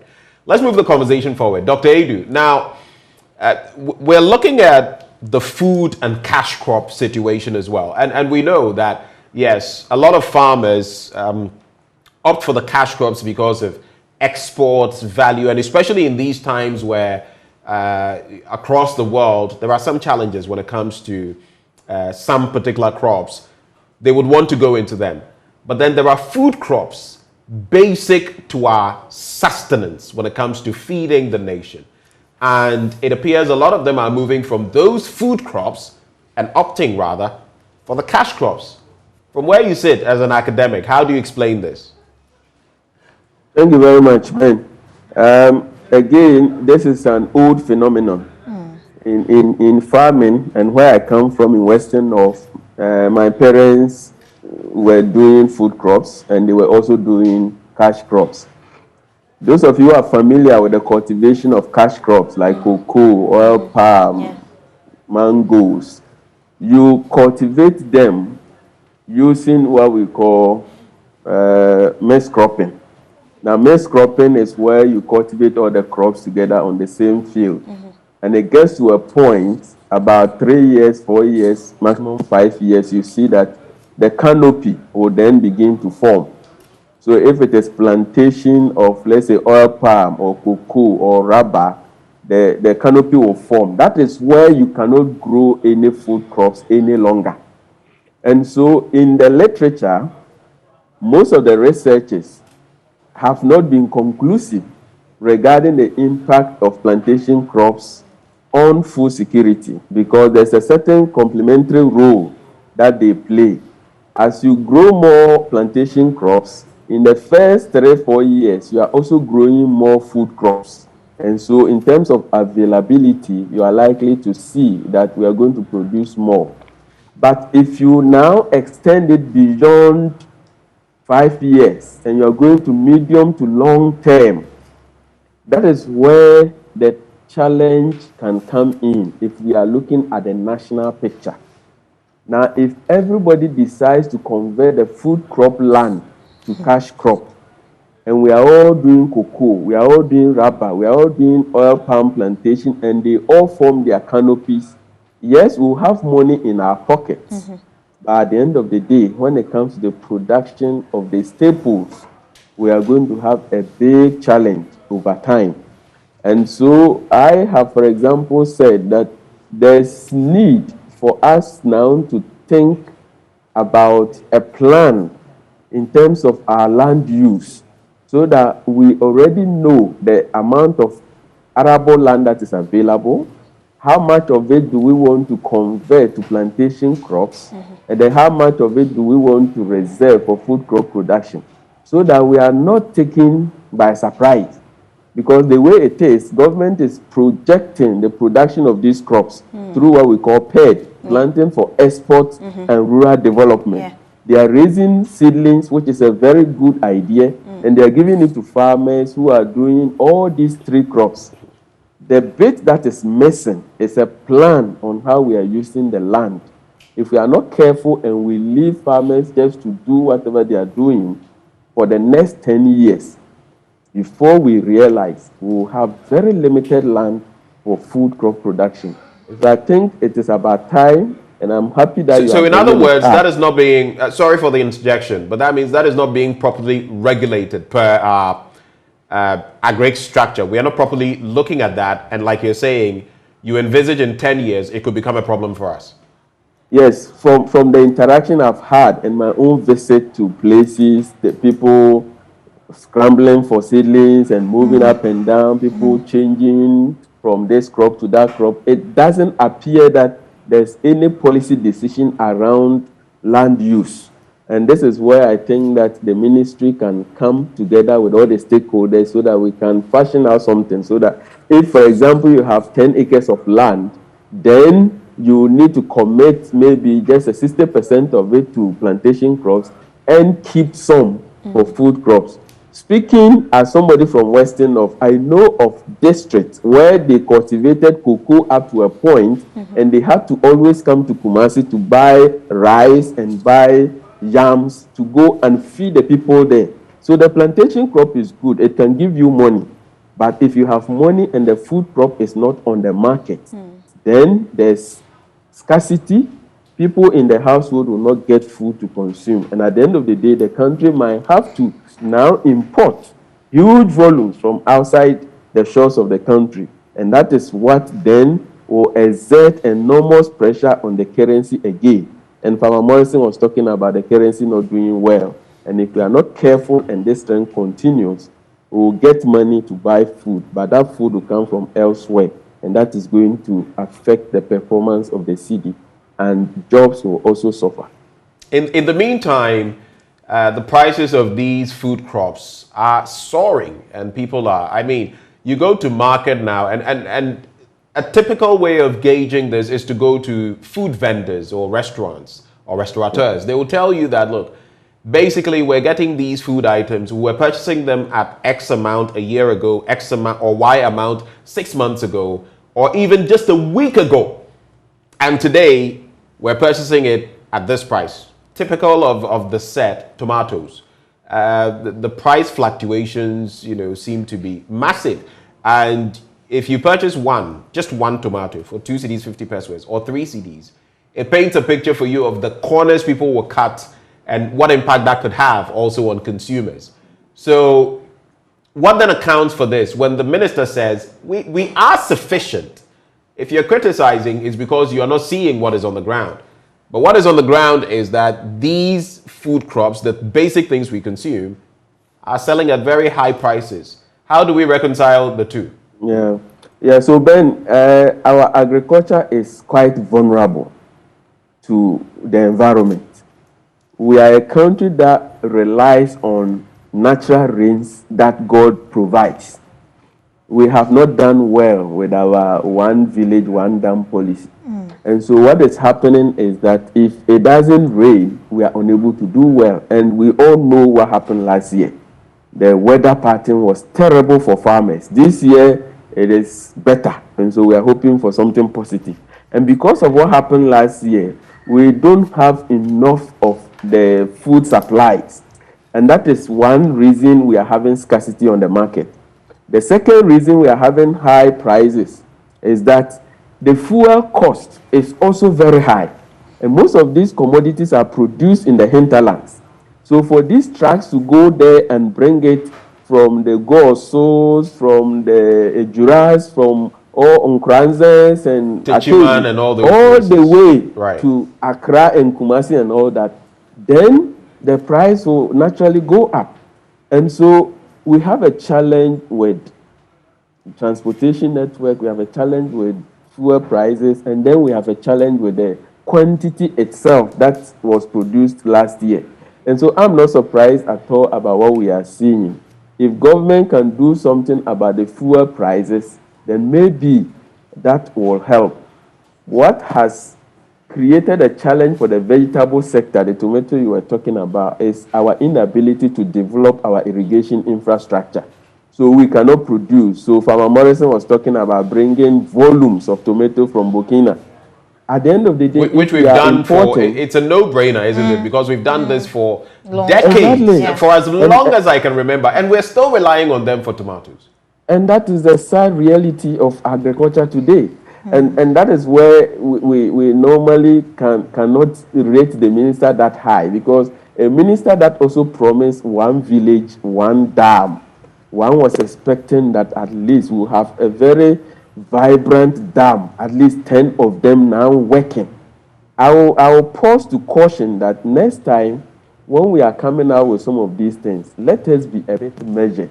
If we can do 5 or 10 of them very well, so that they can serve the people of Ghana very well, I think that is always better than spreading ourselves widely and thinly across many districts, and at the end of the day, we are unable to deliver on many of them. Right. And that feeds into the point that I don't know whether it was Enyonam or Farmer Morrison was saying that we've spread ourselves too thin. I think it was Anthony Morrison, that we want to do it all instead of maybe segmentalizing this bit. But let me come to Anthony Morrison. What is your reading of this gradual shift from food crops to cash crops? And per your reading as CEO of the Chamber of Agribusiness, how is this impacting our food security?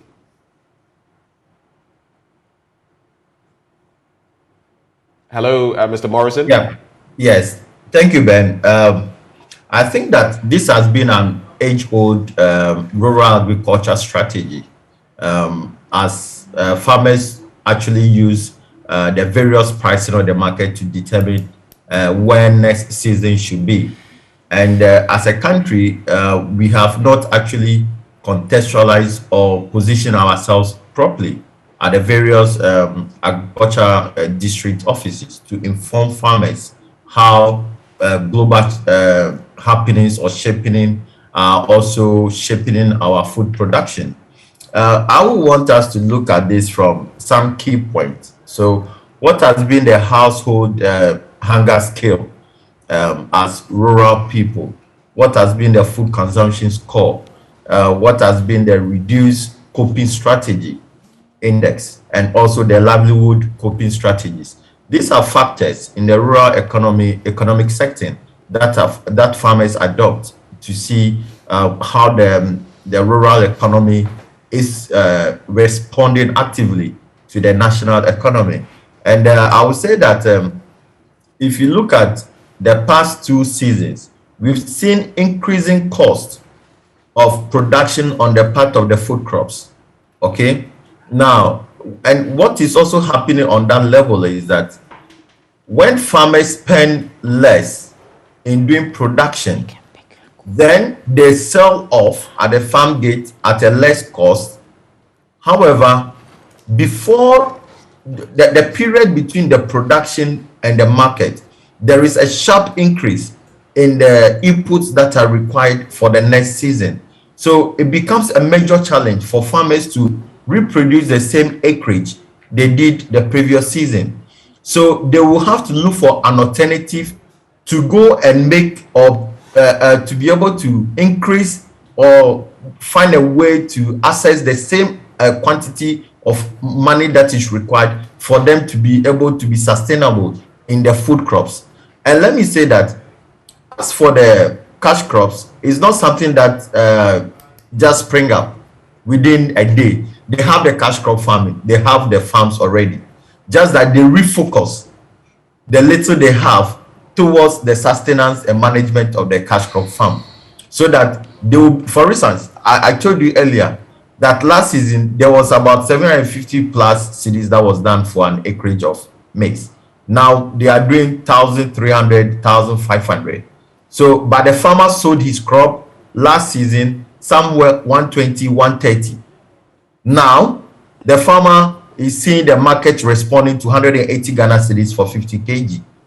However, the cost of production has gone up by double. So where do you expect the farmer to get the money from? So the farmer will have to go to the cash crop, increase production, make some money, and come back to food crop. So this has been some coping strategies from the rural areas, which the rural economy and especially the farmers have been able to kind of work around. Now, what we need to do in the long-term strategy is that, yes, the warehouses in the rural areas, how has it helped the rural folks to keep their farm produce longer than selling at the farm gate price as and when they harvest? Okay, so these are the rural economic strategies we need to be looking at. And it boils down to the fact that the warehouses may not be doing so well, or the kind of index that we expect the rural warehouses to perform with regards to storage of farm produce for farmers, so that they sell as and when there is a need, or even, as Doc said, to mitigate the increasing prices. These are very key, and our food security strategies should be very strong on that. But we haven't seen much on that level. And you see, these are some of the things that I use, or the private sector will look at in scoring the minister. How has the minister done on a number of leverages that has reinforced agribusiness in the country? And you know, for us, when we're talking about the agribusiness, we're looking at several components that goes together to develop the sector. So these are key. And don't also forget that we are in an industry where our input, seeds, fertilizers, crop protection inputs, all of these derivatives are not within our whims and caprices. Right. We import them. And just as Doc has said again, if fuel prices keeps going up, the farmer is at lose with two ends. The cost of plowing the land or preparing the land, the cost of harvesting the land, they all involve with fuel. Labor, the labor have to travel, so there's increase in transportation fares. Then also taking the produce back to the city. So you have four components that involves fuel and transportation and fares, which are also affecting the farmers' profit margin. So we need to contextualize some of these things, and that is why we are saying that, look, governments have to focus primarily on developing the externalities within the rural areas that support agriculture productivity. Okay, so gentlemen, let me give you one instance, Benjamin. Let me give you one quickly. We have to wrap the conversation. It takes more than 3 to 4 days to drag a truckload of food from the farm gate to the main road. Okay, so if you look at our data, the post-harvest losses keeps going up as a country. And if some of these things are done, for me, I think that it will inure to the benefit of the farmer, and then also to those of us in the city who are spending a lot more money on simple foods that we shouldn't be doing. Right. And that's a critical point you make there, that, you know, these post-harvest losses, that is one of the best ways we can, you know, employ to take away this entire cloud that always hangs over us when it comes to food insufficiency.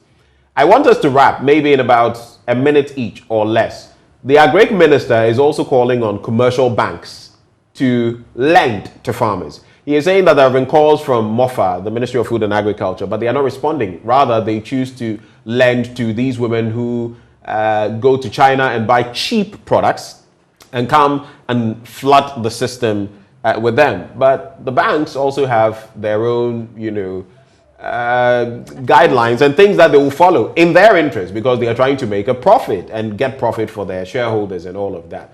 I would have you gentlemen reflect on that, but let me come into the studio first. So some of you made mention of one village, one dam, tying it to planting for food and jobs. And indeed, there is a marriage, but we've heard from Honorable Odru, a former deputy Agric Minister. Yes. What exactly is he saying? He's watching us. So he's saying that Dr. Koto never promised one village, one dam.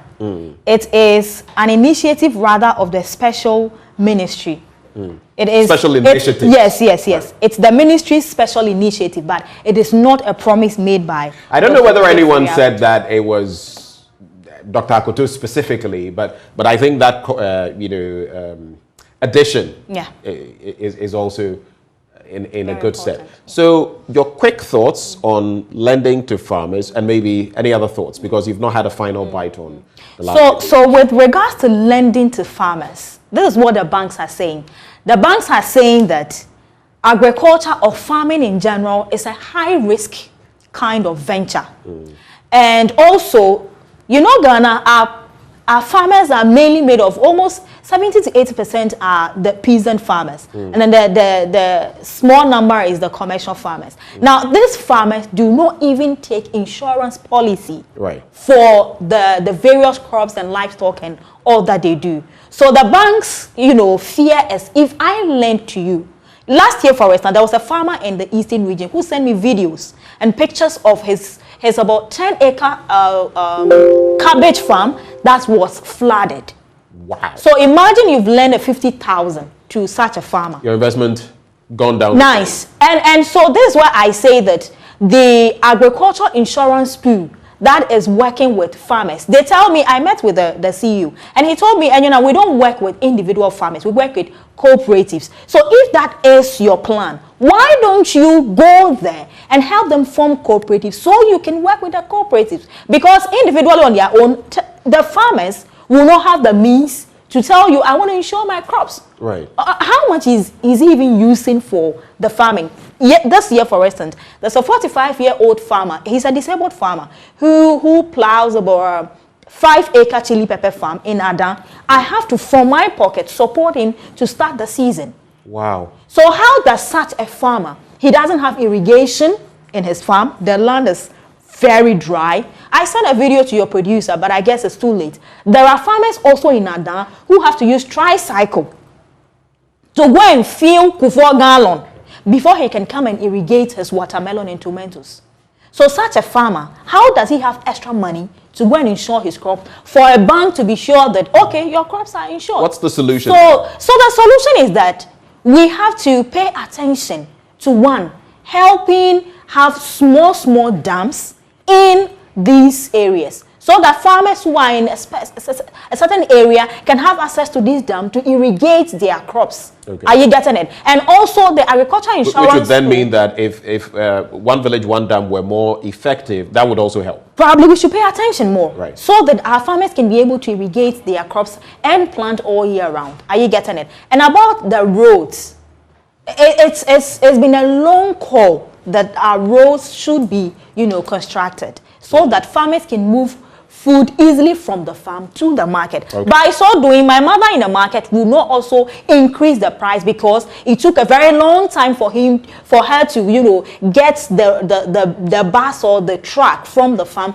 to the market. And you see, why farmers are moving from cash crop to moving from food crop to cash crop. With food crop, it is me and you consuming, and then the little that is left, we take it to the market, and that the money coming from there, it's not as big as when I have my rubber, when I have my cashew, when I have my mango, and I'm exporting it. Right. When I have my maize, now baby food. There are a lot of companies that are using maize to produce baby food. So reality check. So reality check. Is looking at what he will get. Of course. So that's why. But if we can empower our farmers more, that yes, we know cash crop will give you a lot more, but how? Don't totally let go of the food crop. Don't think about your stomach, because the country needs this food too. Then we can. So that balance, we need to have a negotiation. Was talking about. Yes. And, it's really refreshing, the thoughts you've shared. Let me take the parting shots from Dr. Edu and Anthony Morrison. Please make it very brief on the back of time. A minute each. Dr. Edu, I'll start with you.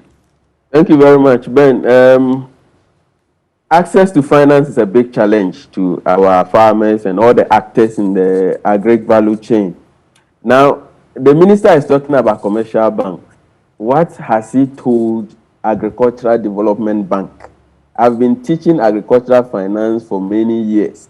And every year, my students go out there to collect data on the proportion of the loan portfolio of Agricultural Development Bank that is given to agriculture. This is consistently around a third.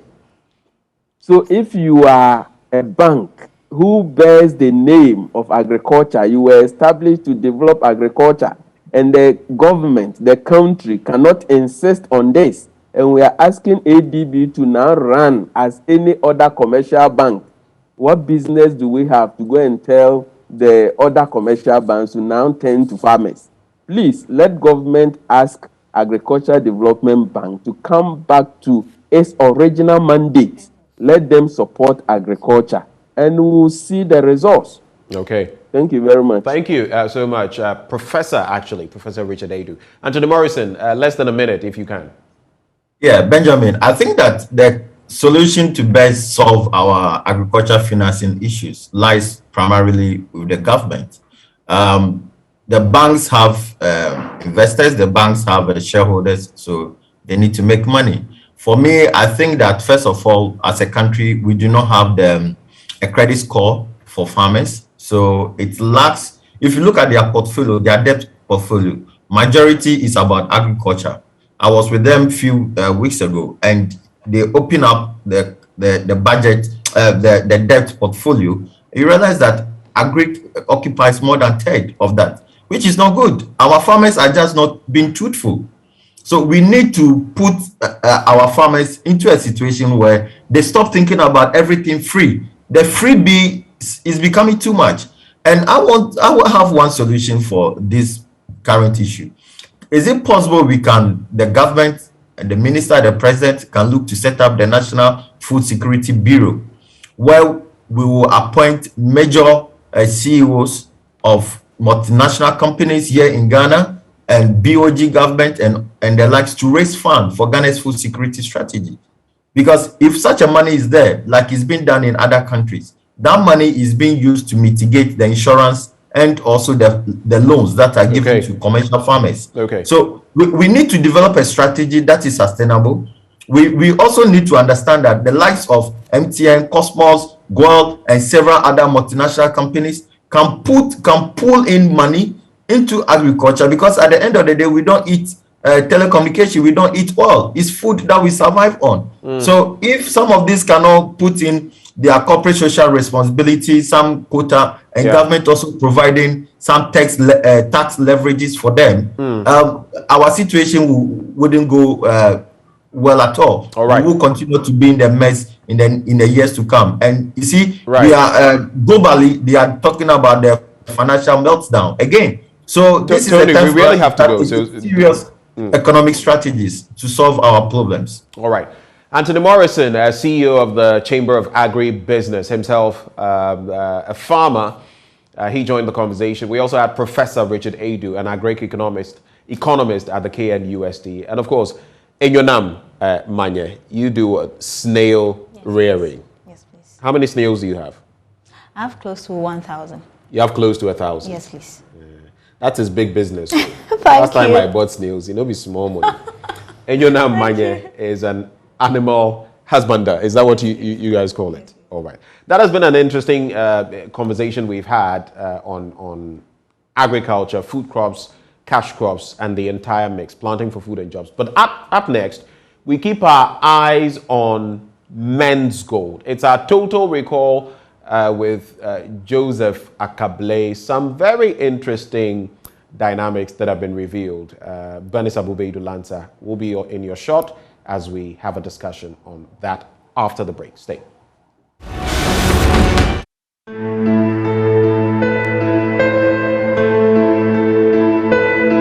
I nearly killed myself that day. I nearly killed myself. Even the day I went to men's school, I heard it on radio, but I could say it's not true. So I myself went to their head office at Jolu. So as somebody told me the thing, that hey, now one thing I just fell down, and then some of my friends put water on me before I get up. I nearly hung myself. I did it cry because my wife and the children came to saw me that I was dead, tight and rope to kill myself, because that is my life. That is everything to me. I don't have anything. My family, there is nothing. So I'm the one that I struggle to help the family. 39-year-old Stephen Abuaje is now suicidal. His suffering is the result of bad investment. He put all of his eggs in the men's gold basket in the hopes of making a fortune, but everything went wrong. His life went from optimism to frustration to current despair. In this edition of Total Recall, I engaged 3 persons including Stephen, whose lives have been forever altered by a desire to invest in a gold dealership.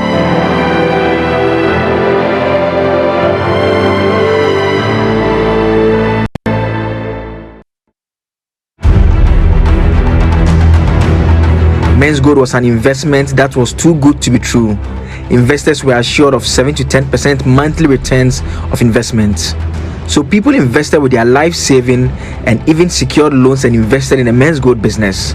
Investors were ready and willing to defend their investment company, but they later changed into protesters desperate for their money.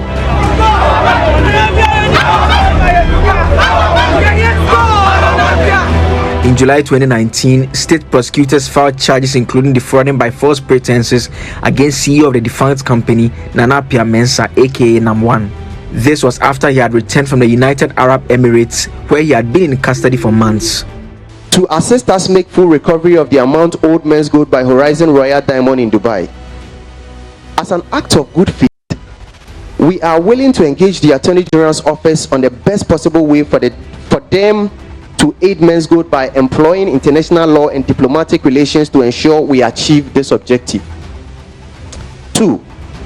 to unfreeze our companies and my personal bank account and asset for us to utilize these as vehicles to get productive in order to meet our liabilities, owed to our customers and some business associates in our bid to resolve our liabilities immediately. Nearly 3 years on, monies invested by the thousands remain outstanding. His prosecution has not even reached the level of a single witness testifying. The case has seen more than 15 adjournments with prosecutors constantly asking for more. Stephen Abuaji's hope keeps deteriorating. He's one person whose life will never be the same. A friend told me about it, that this what has come to the system, that thing is very fine, so I should put myself into it to help me. Even the car that is using at the workplace is the same men's good money, so I should try my best and do like 6 months and see what will happen. And then I go to my bank. I invested at Commercial and then Access Bank, so I went there to withdraw all my money there, and then I withdrew to go and buy the good chips to men's good. I mean, were you not worried about whether this is a company that you could trust, whether it is registered? Were you not worried about all those issues? I'm I'm somebody that I used to do more investigations, but what touches my heart that I put my money is the time that the guy was helping GFA, and then he was conniving with the president. You know, I see everything was genuinely. That's the motive purpose that I invested in men's good. You mean when you saw photographs of him doing stuff with the GFA, the presidency? The presidency, I see everything was genuine. So that is the reason I invested in it. Those are excerpts of our Total Recall story about the men's gold saga. Well, I've got Stephen Abuaji in studio with me. You saw him in that particular story, but we have him here in studio to engage him more on his current predicament, his eyesight. Stephen, good morning. Good morning. Great to have you. How are you doing this morning? I'm fine. How do you feel listening to yourself, talking about what led you to invest in the dealership and then what you've had to suffer as a result of you hearing that your investments have been locked up? I feel so very bad. I feel so very bad because since the 2018, I couldn't even make up anything in life again. And right now, I'm living in somebody's house, and things are difficult for me. Now, even money for my children to cater the family in the house, everything is gone. So I don't even have any hope again in life. Before, for those of you who didn't watch that full documentary put together by my colleague Joseph Akable, it's available online. But I'll let Stephen tell us more for those of you who didn't watch, so that you can understand his story better. What were you doing before you invested in men's gold? What work were you doing? I was working with Samsung Ghana. Okay. At that time. As what? As a promoter. Okay. Yeah. So things were going well with. When you say a promoter, what do you mean? Normally, we promote the Samsung brands for them when in the malls. They put us in the malls. We go around. And it was good. You were earning some good money. Some good money. And then you decided to invest in men's gold. At the same time, too, I used to sell phones. I do phone business, and that one is not myself. Someone is doing it for me. I will go out to Circle to buy the phone for the person to sell, and at the same time doing mobile money also as well.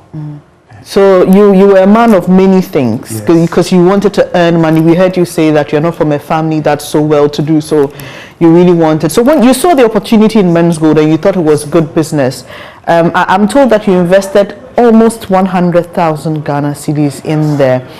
Are you part of those who were able to get some cash out before the firm collapsed eventually, or you didn't get anything at all? My first 2018 that I invest, the first day I just got one. That was how much? I got 180 cedis. Okay, so you put it. I got 86 Ghana. Okay. That's 860. 860 cedis yes. when you invested. For my first dividends. Okay. So since then, the next month, and then I got there, and then the issue happened. Even that day, I nearly collapsed because I didn't hear it earlier until I get there before I saw people there. And then. So what I get is that you're a very hardworking man, but for your eyes, you could have gone back to working. So you almost have a double tragedy. The first is that your funds are locked up. The second is that you can't see, so you cannot even step out to go and work. What are the doctors saying about your eyes? Right now, the eye started when we went to Namuan's house at the East Legon, Transaco. So we were there talking about our money, and then police people rushed in there.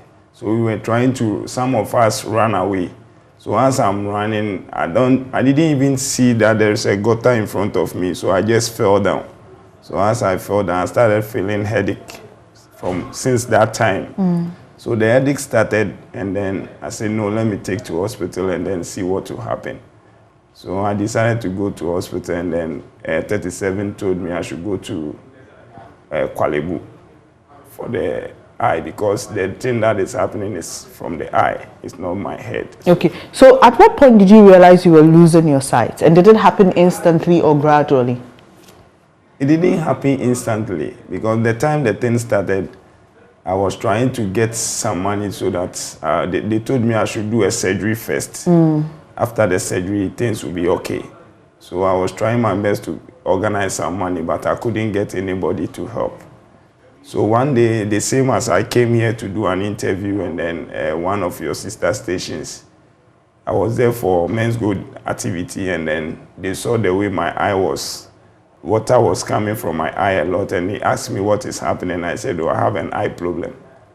And he said, no, you need to help me. And then they helped me, and then I got some money for my first surgery.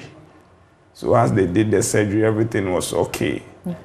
Everything was perfect. And then the doctor told me, if I'm continuing to apply the medicine, maybe something will come, and then they have to operate again, and then everything will be better. So as that, I couldn't get back again to roam to people again. So you've done one surgery, you need another to perfect your sight.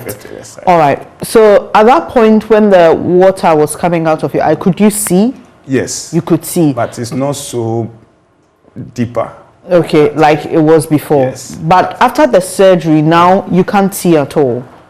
After the surgery, everything is perfect. Okay. So as the medicine that I used to apply, you know, there is no money.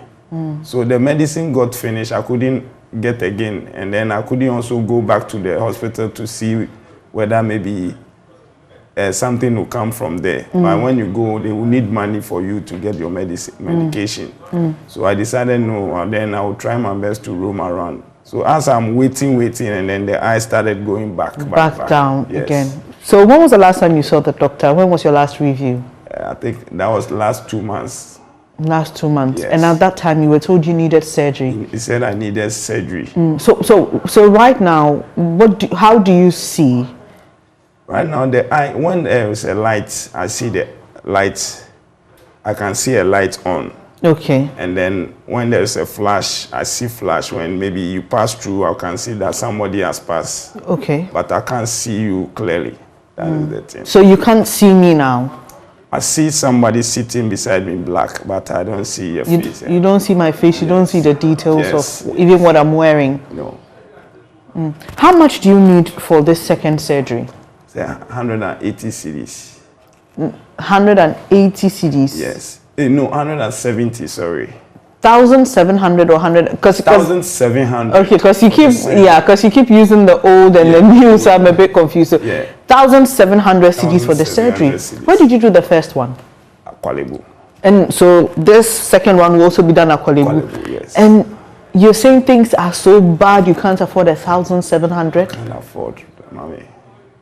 Wow. So difficult. Even I'm supposed to come here with my wife, but if he come with me, there is nothing that he was supposed to go and sell water. I saw that at La Paz before we will feed the family in the house today.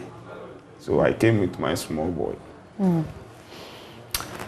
Really disturbing. So I mean, just also on the amount you need, just so we are clear, is it 1,007 or 17,000? 1,700.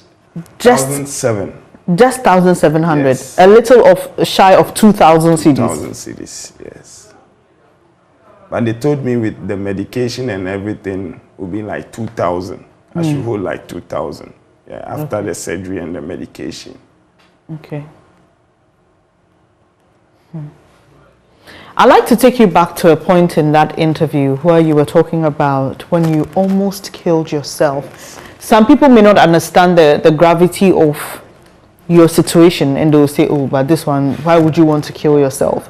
Tell me at that time, what was going through your mind and why was killing yourself in your mind? Why was that the go-to decision? The reason I took that step is before I invested in Men's Gold, I did that I was going to do for only 6 months. So I just projected my everything. I bought a land, I bought a son on the land, chips, everything on the land. So I decided for that 6 months and then that amount of money at the same time I'm working. I know that money, when I took it, I'll go and put it straight on the building so that for me to get something for my family to stay in. So as soon as that issue started, I said, no, there was a problem because nothing was going, even that time my small boy also had been in school. He's not schooling now? Now he's not schooling. How old is he? 6, it will be 6 at. And he's not in school? He's not going because I can't afford the fees again. What? So you had lost hope. Yes. Your project was down, and then you decided that I can't take it any longer. How's your wife doing? What work does she do? My wife used to sell. He used to manage my mobile money vendor shop, and then at the same time to the mobile money the phone selling activity that we are doing. But for now, it doesn't do anything again. It's now selling. But as the way things are doing better first, now the water that is selling, sometimes people used to laugh at him and others, but he's still managing. She's selling water? Yes. She hawks water? Yes, water and then drinks. So Stephen, you said you need what, 1,700? 1,700 surgery. Finally, we are wrapping up this conversation. How do you feel? 3 years on, the case is still dragging. We've heard from the finance minister who says, look, these people knew what they were up to. We are not going to do like what we did in the banks to try and save you people or give you back your monies. And we're still where we are. 3 years on, number one is still walking around freely. How does all of that make you feel? It makes me feel bad. And one thing I would like to say is, we all put our trust in the government. Me, myself there, I was truly an MPP member. And then I trusted, the reason I just put my money is because of the pictures I saw him with our president, Your Excellency Akufo-Addo, and then other dignitaries. I saw, everything was very perfect. That's the motive thing that I did. Because the way these things has happened, sometimes when my eye was good, we go rounds and see other members and, sister, you cry for some people and then you don't need. So what I would say is the government should come through and then help us. If in it we know we have done wrong, if something is wrong, they should let us know so that they will help us. At least small token will help us because things are not going well. People are dying. People are sick in the room. It's not easy for us. Right now, if I'm trying to go to my village, maybe I'll go and die. That is the reason one of my chairman said, no, I have a room here, so you and your wife should go and stay, and then I'm there. With the children. How old is your youngest? The youngest is now 1 year. 1 year? Yes. Almost like a fresh baby. Yes. All right, Stephen. Thank you for sharing your story with us. So you just heard the story of Stephen Abuaji. He is one of many people who've been affected by the men's gold saga. His appeal to government is that something should be done. They need an intervention. Like he said, many people we know, some of them have even died in the process of trying to get back their investments. And so they would hope at least that the case will be looked at carefully and they can get their monies. But for now, all Stephen needs at least is to get back his site. He told us that before he lost his site, he was doing a mobile money business. He was an ambassador, a brand person for one of these cell phone manufacturing companies, and he was doing quite well. So he just needs to regain his sight, and all he needs is just about 2,000 cedis to do that. His child is also not in school because of his situation. He has to put up in someone's home because he thinks going back to his village would be a death sentence for him. I don't know what you can do to help, but if you have anything to offer, you can reach out to Stephen or reach out to us here and we will pass it on to him.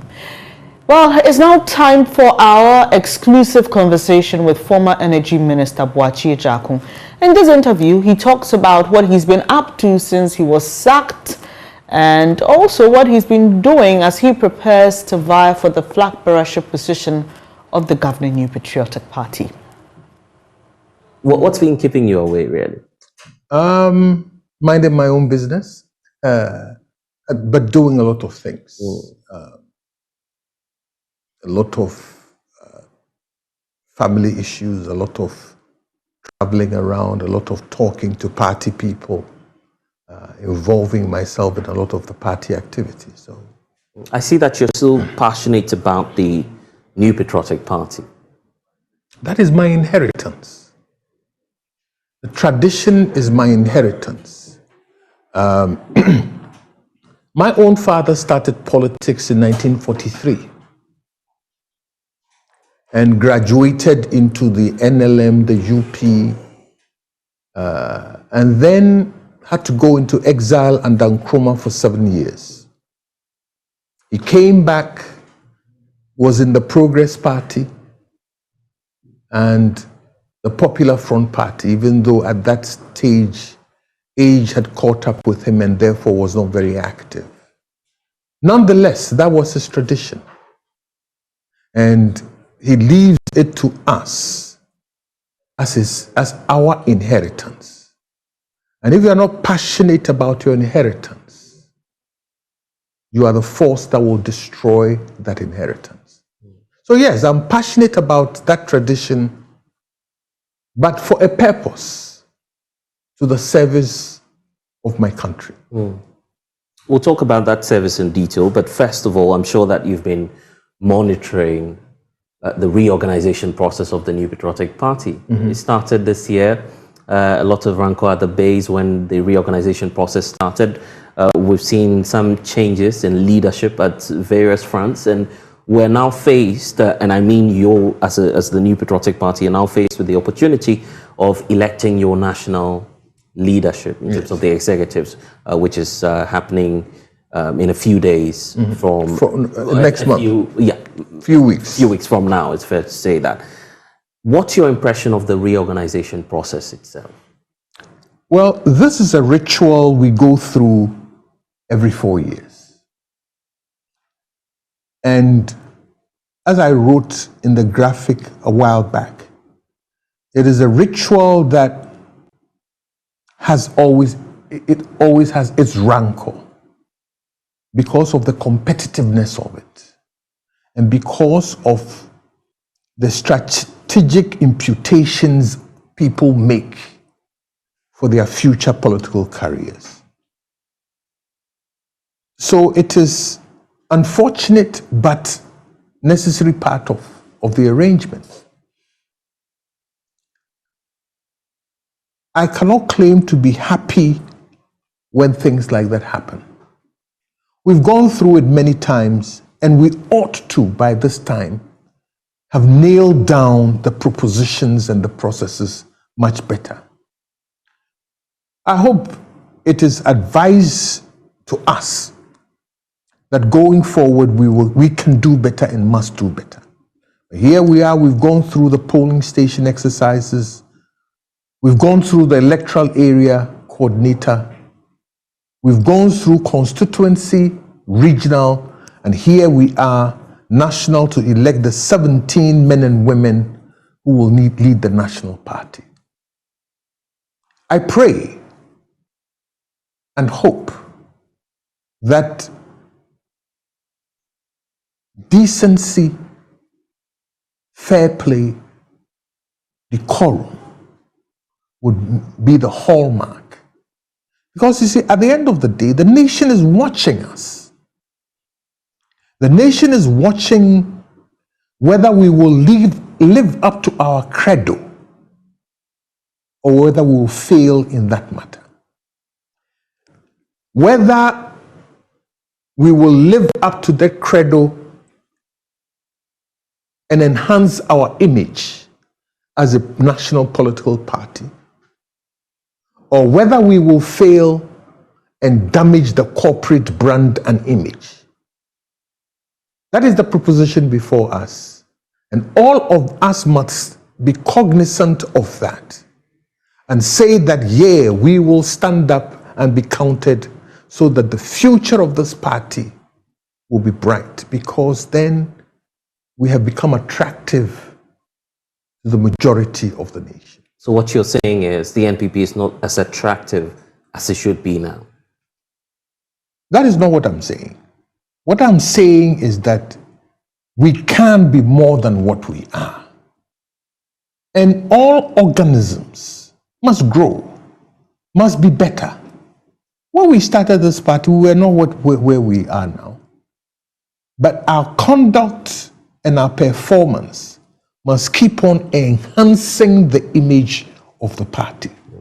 Anything that detracts from us and what we stand for damage the corporate image. Oh no, but I'll tell you about a trend that many within your party believe is detracting you from that game and ultimate goal that you have, which has got to do with the cracks and divisions along some lines of persons who are seeking to ultimately fill in the slot after the president is no longer taking his turn as the leader of the NPP, the flag bearer.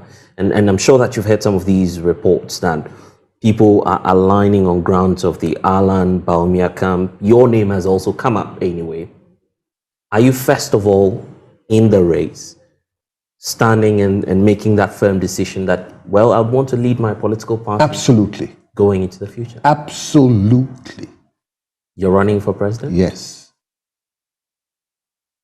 Why? Zeal for service of my country and party. Zeal for service of my country and party.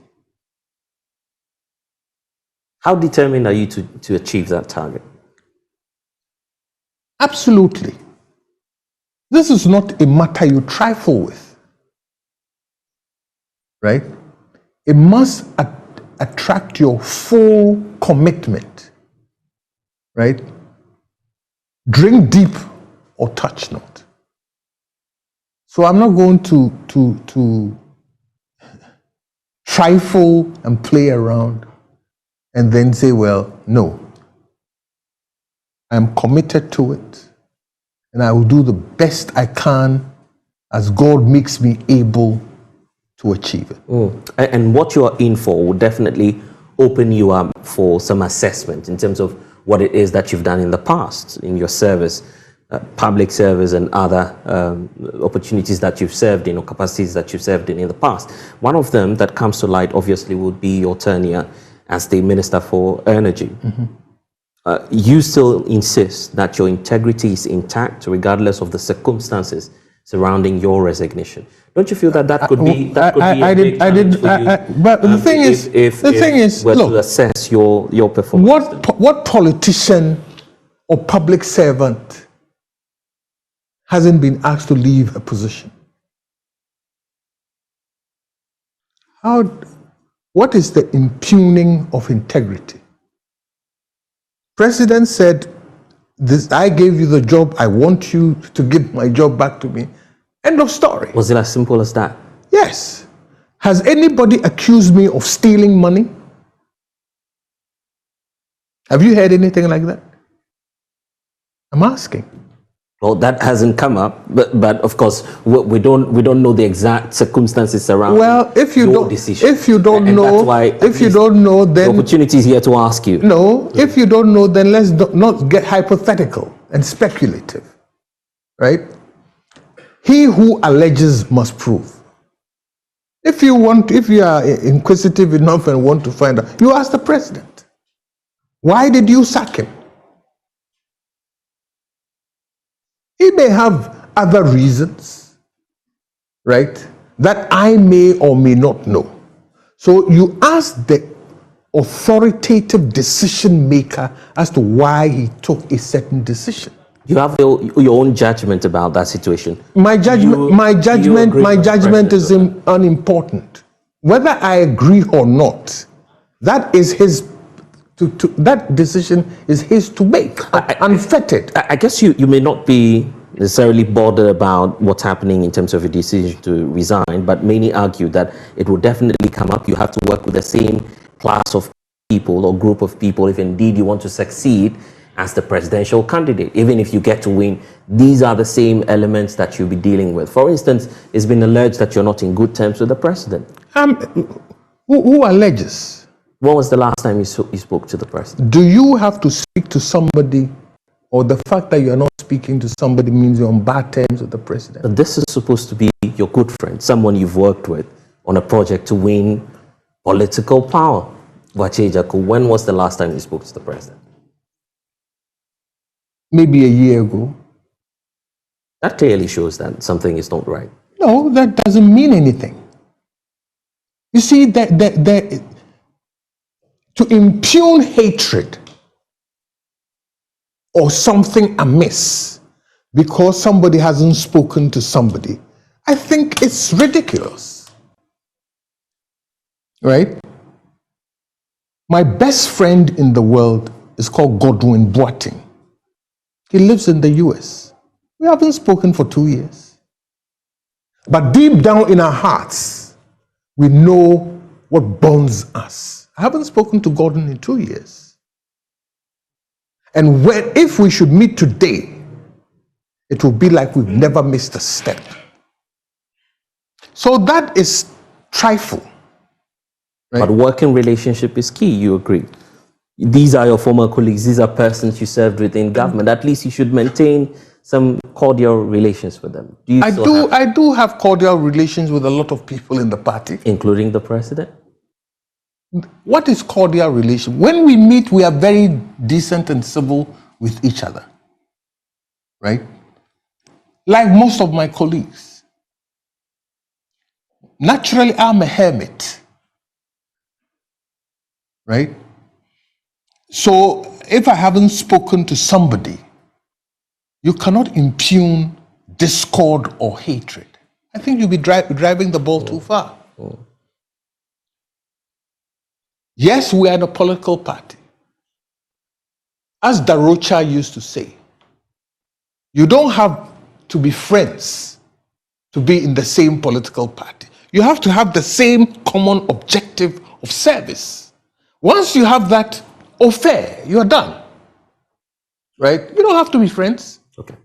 So let's talk about the objectives now. The NPP promised to deliver a number of things to the people of Ghana, having assessed your own political party over that period, be it 4, 6, moving into the 8-year term. Your party says you're likely to break the 8. I mean, that's the target that you're setting for yourselves.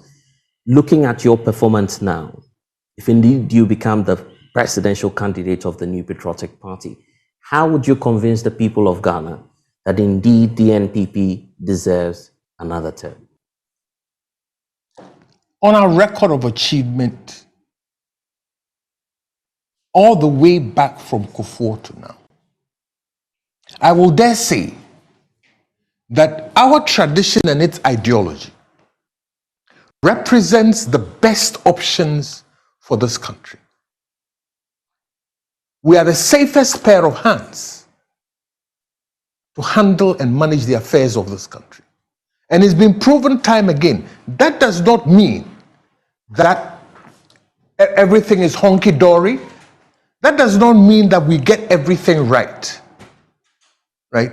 But any time the MPP is in power or has been in power, our fortunes have been brighter. It's not exactly the same today as we speak, isn't it?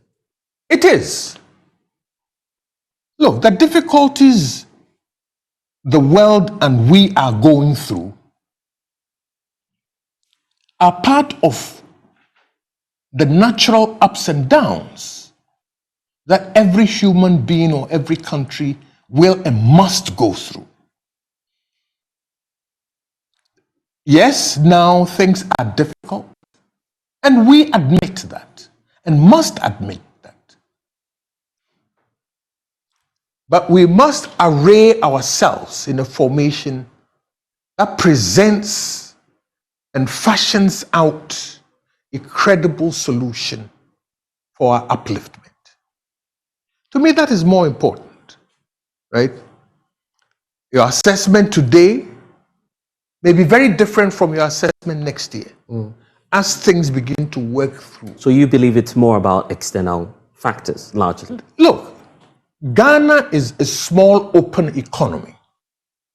80% of our GDP is impacted that way. We are not one of the big boys who can insulate ourselves against many of the things. That does not mean we should lay supine and be rolled over. But nilly-willy, let it be said that there are a lot of things out of our hands, out of our control, that we wish weren't so. Just a few days ago, the Feds increased their base rate by 0.75. You know what that means? It means that all capital is now going to look in terms of asset values and move to the US. And when they are moving to the US, weak countries like ours will suffer the consequences of diminution and also increases in, if we have to pari passu increase in rates, and also the currency depreciation. I'm glad that I'm having this conversation with you because that's your background. You have quite an extensive understanding of what's happening around the world, even within our country. You've heard the argument, for instance, from the minority side. They've argued that it's about profligacy within government, the fact that government is not being prudent with state resources. Of late, the minority has criticized government of pouring funds, which is in dire need for development and other stuff into, for instance, projects such as the National Cathedral. The president has also been taking on for his expensive travels, for instance. These are some of the expenditure areas that minority believes we could work on in terms of tackling the challenges and plugging the loopholes. Do you think that they're justified in some of these demands? It's a narrow-minded view. Because you see, if I were to sit here with you and show you the macroeconometric model of the Ghanaian economy, the various variables and their interplay on how the economy, Y variable, behaves, the coefficients of the things they are talking about will be insignificant. Presidential travel doesn't matter? It does in a sense, particularly of the optics. So the president's travel is how much?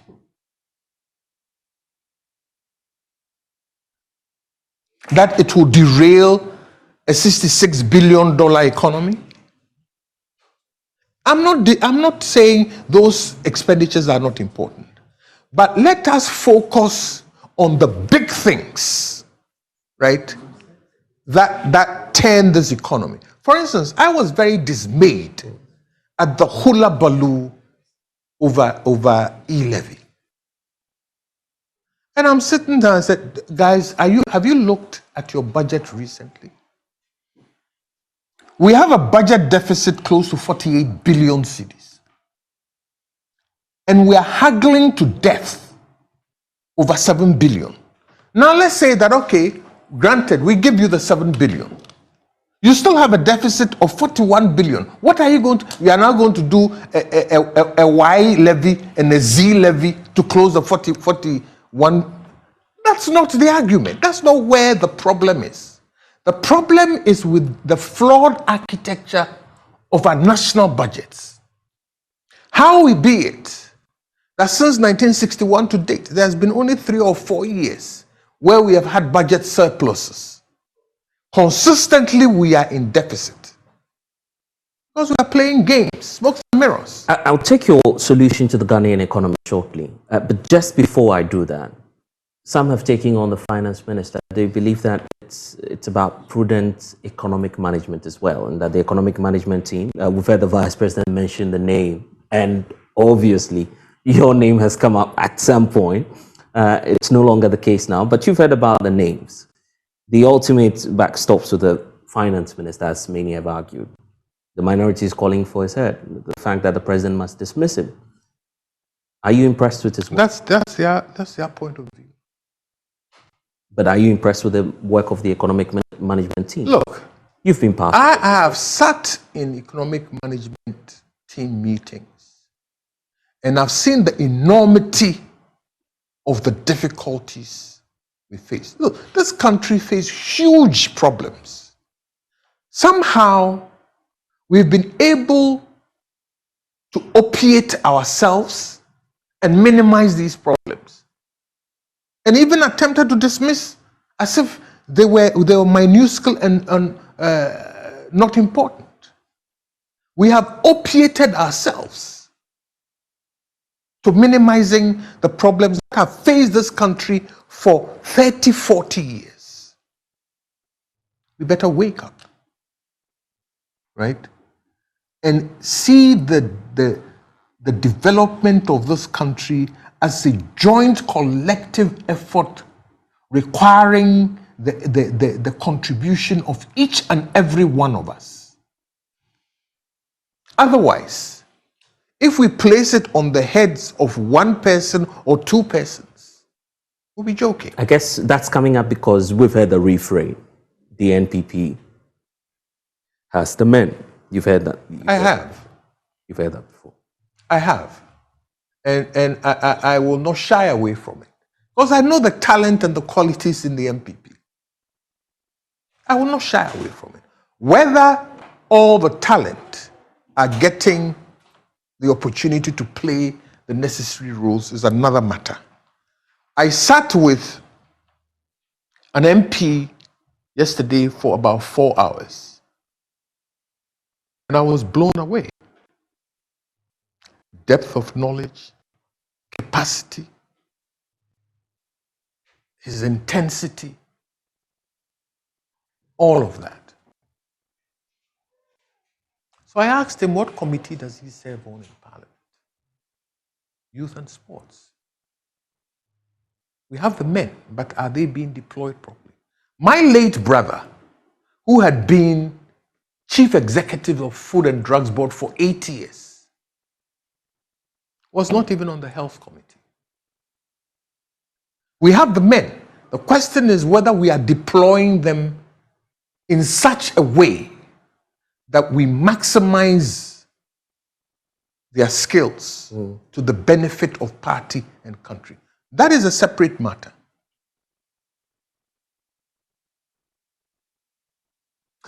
So how will a Boakye Ejako presidency look like? And how will you deal with the economic challenge that's facing our country now? First of all, Ghanaians shouldn't expect miracles. Right? We are attuned to thinking that some miracle is about to happen to take us out of the woods. If we keep on that track, the only illogical conclusion we may come to is that God is not God, because he's not performing miracles. He performs miracles every single day. When you wake up in the morning, that's a miracle. But we have a responsibility to ourselves as a people to see to our own development. The minute we keep on depending on others to bail us out, we have stepped on the road to serfdom. Right? So, one is the national orientation of our people must be, let's get up and go. I have taken as my mantra the book of Nehemiah, the first 4 chapters. Arise and build. Yes, as you mobilize a nation to arise and build, you will have the Sanballats, you will have the Tobias. Yes, they will be there. And they'll be frustrating the system. But with patience, this country must, once we get off this looking for miracle, right, and discipline ourselves and take responsibility for our own welfare, I think a lot of our problems will go away. The minute we keep on looking for miracles, the minute we keep on thinking that it's somebody else's responsibility, and the minute we keep on thinking that we can do the things we do and without effect on the nation, bring Christ, we'll still have problems. So for me, it is about discipline, orientation, hard work, and good policies that are consistent with the national objective. What will be your number one priority? Employment. Employment. The cost of unemployment to this nation is huge, both in monetary terms and in the psychological terms. The kinds of frustrations that I see young people go through, it's heartbreaking. The kinds of indignities that young people particularly, and the unemployed in general, have to bear is a huge cost. Resources that are unemployed are not contributing to your GDP. Rather, they are a drain on the GDP. So the bigger your unemployment, right, the more difficult your growth pattern. I'm just reading a fantastic article written by 2 economists, the determinants of growth in the Ghanaian economy. And they hit the nail right on the head. It's employment, not just human employment, employment of resources. If you cannot use your resources in an optimum way, or your resources are employed in a suboptimal way, it's a cost to you. So for me, my number one consideration is employment of our people and our resources. That is where we have to get it right. And then on corruption, it's been a challenge confronting the nation as well, many calling for drastic measures to deal with it. What will be your approach? Corruption is a huge problem, human nature. So when I sat at the Bank of New York and I looked at the numbers, I was probably, my P&L was probably a little over $1 trillion on a daily basis. My write-offs or set-asides, I with X signature could set aside or write off probably $150,000 on a daily basis. These were all temptations, right? Wow. So have you seen this TikTok, the black hole? Mm-hmm. I'm not too sure. Where a guy discovers a piece of paper and he puts it down and he can reach into things that are locked. Oh. So wow, so he sees the safe and puts it on the safe, and he's able to reach into the safe and start taking. He took all the money, then he entered the safe himself, and then the paper fell off. So he couldn't come out. Right. The temptations are there. But I also knew that the bank had systems whereby by 4:15, right, any malfeasance will be caught. The fear of being caught in itself is the restraint.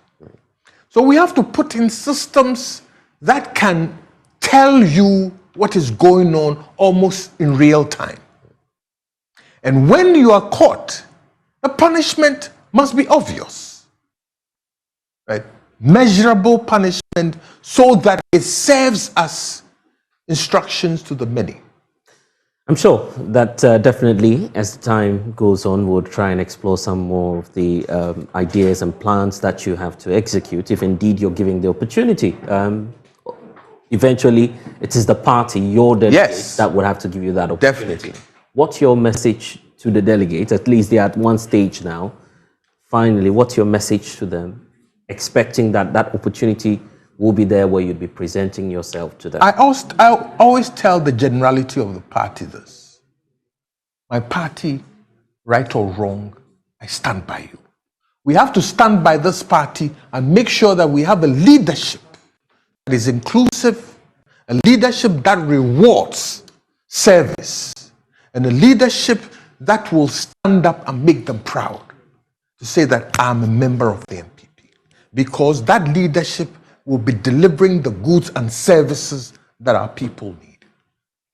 Your good friend Ken Japon is also in the race. I hope you know that. Oh, definitely. You wish him well? Certainly. And well, I wish everybody in the race well. Have you spoken to him ever since you decided to run? Oh yeah, I have known Ken probably 30 years, 40 years.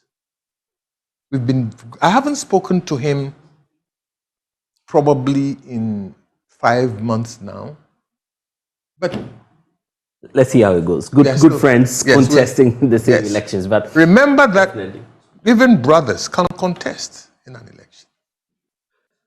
And I guess unity of the party is what's all. It's right key. Anyway, we'll see about that. But Honorable Vache, thank you so much for talking. It's been my pleasure. And that's the Honorable Vache Chako talking to us here on the JoyNews channel. Interesting interactions there, Boakye Jako, former energy minister. The relationship not exactly the best with the president.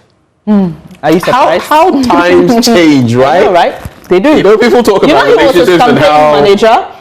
Oh yeah, and every time I picture him in that bow tie, addressing. That's a trademark. Yeah, you do remember when he used to speak at functions where then candidate Akufo-Addo was in attendance and to launch his campaign. So, well, there you have it. It's what it is. How the times have changed. Reminds me of Robert Nesta Marley's song about your best friend could be your worst enemy and your worst enemy could be your best friend. Ah, well. But I don't think they are enemies. That's not the picture that's not the picture he paints. But basically, it's been a while since they spoke, and you can feel, listening to him, that there are undercurrents. Yes. Matters left unresolved. And definitely, he feels pained.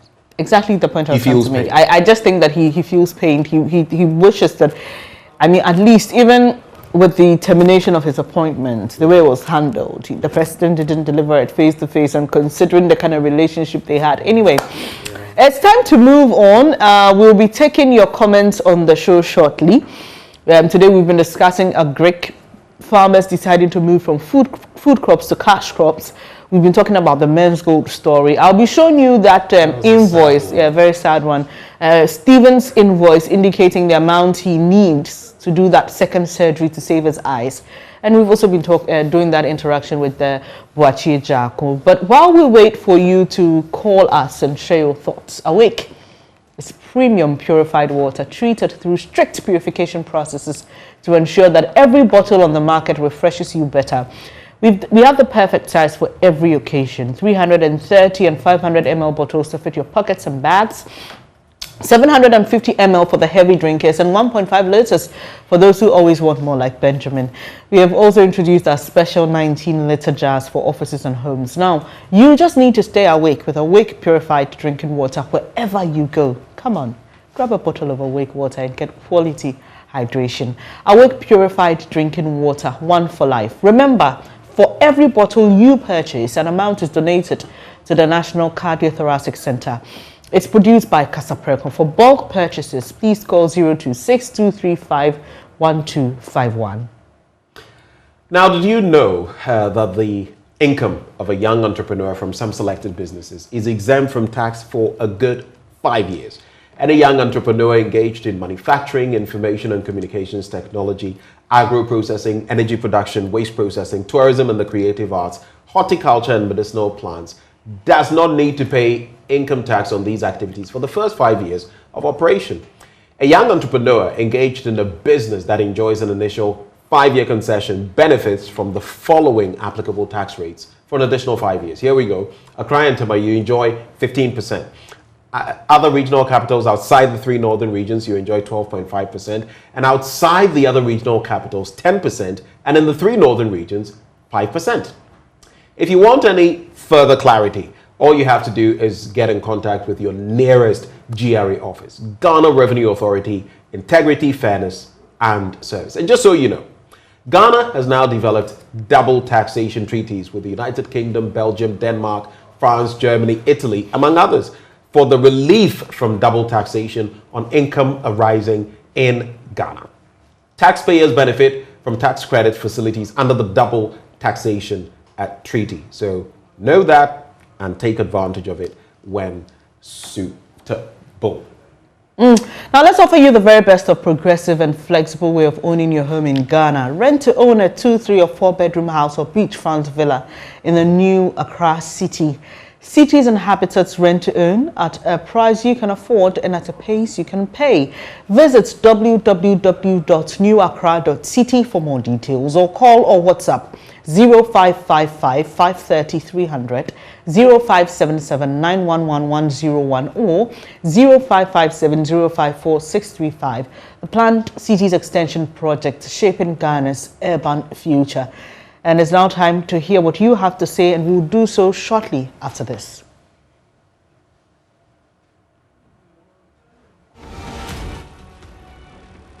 Thank you so much for staying on the show. We always appreciate your audience. It's now time to hear what you have to say on the major topics that we've been discussing. So the numbers will be on your screen. You can call in and let us know what you think. But while we wait for our callers, Benjamin, I'll just like to, because the conversation I had with Stephen, there are people who may be guessing what's the accuracy with this. So I have a pro forma invoice from the Kolebu Teaching Hospital that's going to be on your screen shortly for those of you who just want some proof of his story. And all he needs is 1,700 cedis, okay? And that's the breakdown. So for the surgery, he needs 1,650, and for the drug, 50 cedis. He explained that he had done an earlier surgery, and he was told that, in his words, something will appear on his eye which will need to be removed, and I'm sure that's the removal of silicone oil, as its title. So this is stamped and signed by the accountant at the Kolebu Teaching Hospital. So that's it. This was 30th March. He did this some 2 months ago.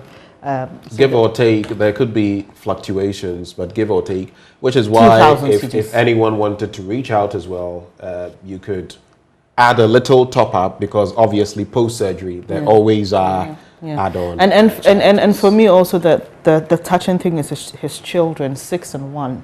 They need help, and I think government should. And really David, the 6-year-old, he was here. I mean, you didn't get to see him, but we did. Lovely boy, lovely boy. So, government, please do something about this. Well, we have a first caller from the Savannah region, Abdul Ganiyu. Hello, Abdul. Let's hear you. Good morning. Good morning. I have a feeling, Abdul Ganiyu. This is Abdul Ganiyu calling you from Savannah region. Yes, let's hear you. Let's hear you. I think I have followed your show the whole of this morning, and I heard what the great panelists they have said about it, and I heard for Jajako's interview I think the issue of agric, you have heard, and if you are in the northern sector, you can see how the policies of the planting for food and jobs have helped a lot of people in the 5 northern regions. I'm telling you, it's a fact. It has helped a lot of people. But if something is helping people, it doesn't mean that it's 100%. There is some challenge. We agree, and we know. We are in the region, 5 regions here, in the farming places. What I just want to appeal to the minister is the farming. We are in the farming season. I think the fertilizer, they should make it so that people can get it and buy. But what they have helped a lot of people during, we the people of this country, we are our own cause. Because during 2017, 2018, the planting for food and jobs has given a lot of people fertilizer to farm. After farming, you will pay. But a lot of people refuse to pay back. A lot of people refuse to pay back. And if you refuse to pay back, my dear, you know that if you didn't pay back, they can't get anything to get it for another people. You get it? But if they give it to you and you pay back, definitely if they give 50 people and you pay back, at the end of the day, another 50 people will also get. But if they give it to them, they won't pay. That is the challenge. Abdul Ghani, are you a farmer yourself? Yes, I'm a farmer. And what do you farm? I farm maize and granules and other things. Right. For the maize, if you get the fertilizer, like today, I need we need more than 70 bags of fertilizer. We have 50 acres of our maize just today, and we were trying to go and do some fertilizer on it. But because of those things, it is the challenges now that we are facing. So we are appealing to the minister. He should focus to help the farmers. We are grateful. And all right, Abdul. He helped a lot of people.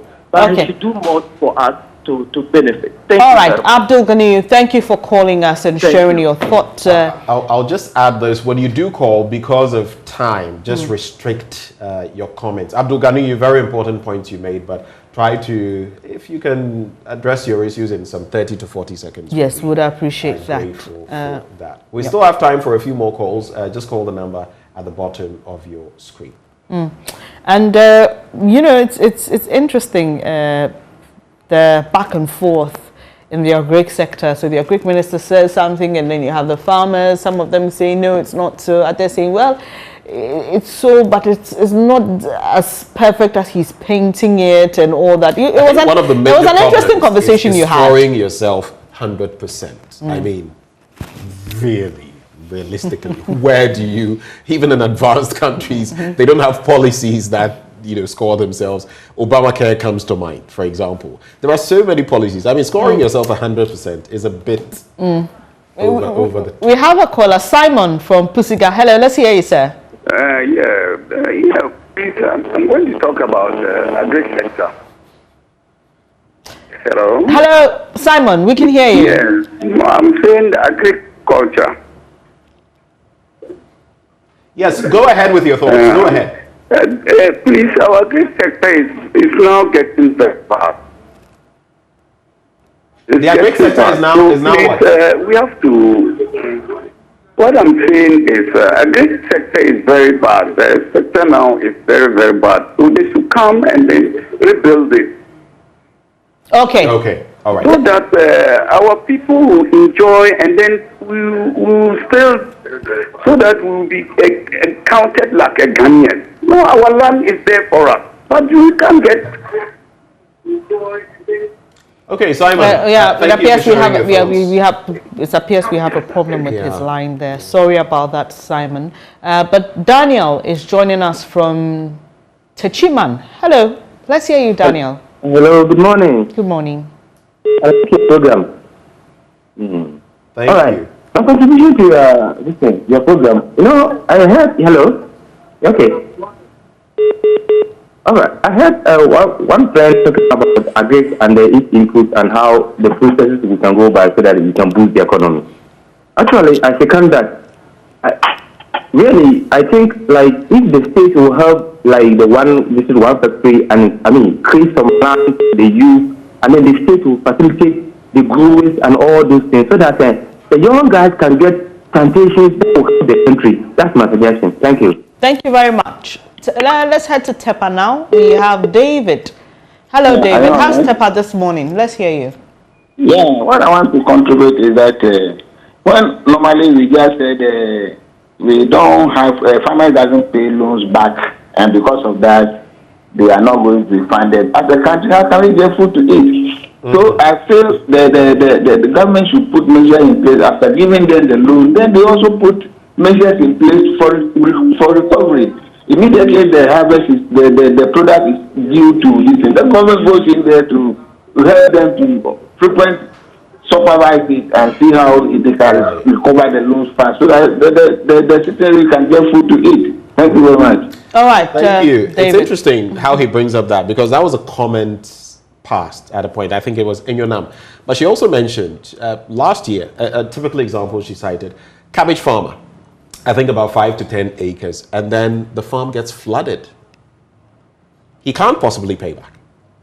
He doesn't have the means. He's not sold the product. So that is where she was talking about the risk, especially for peasant farmers. Yeah. So that is a reality. But again, that is where government could also come in and help. But if you leave it to the commercial banks and you simply say, oh, give to them, the banks will also be looking at risk. That one. And in fact, I know one banker told me that a lot of banks don't like to invest in the agri sector because of some of these things that we've mentioned. It's a very high risk area. So that's why the Agri Development Bank was set up. And so there are many banks that feel like, no, we don't want to do that. We won't get what we want.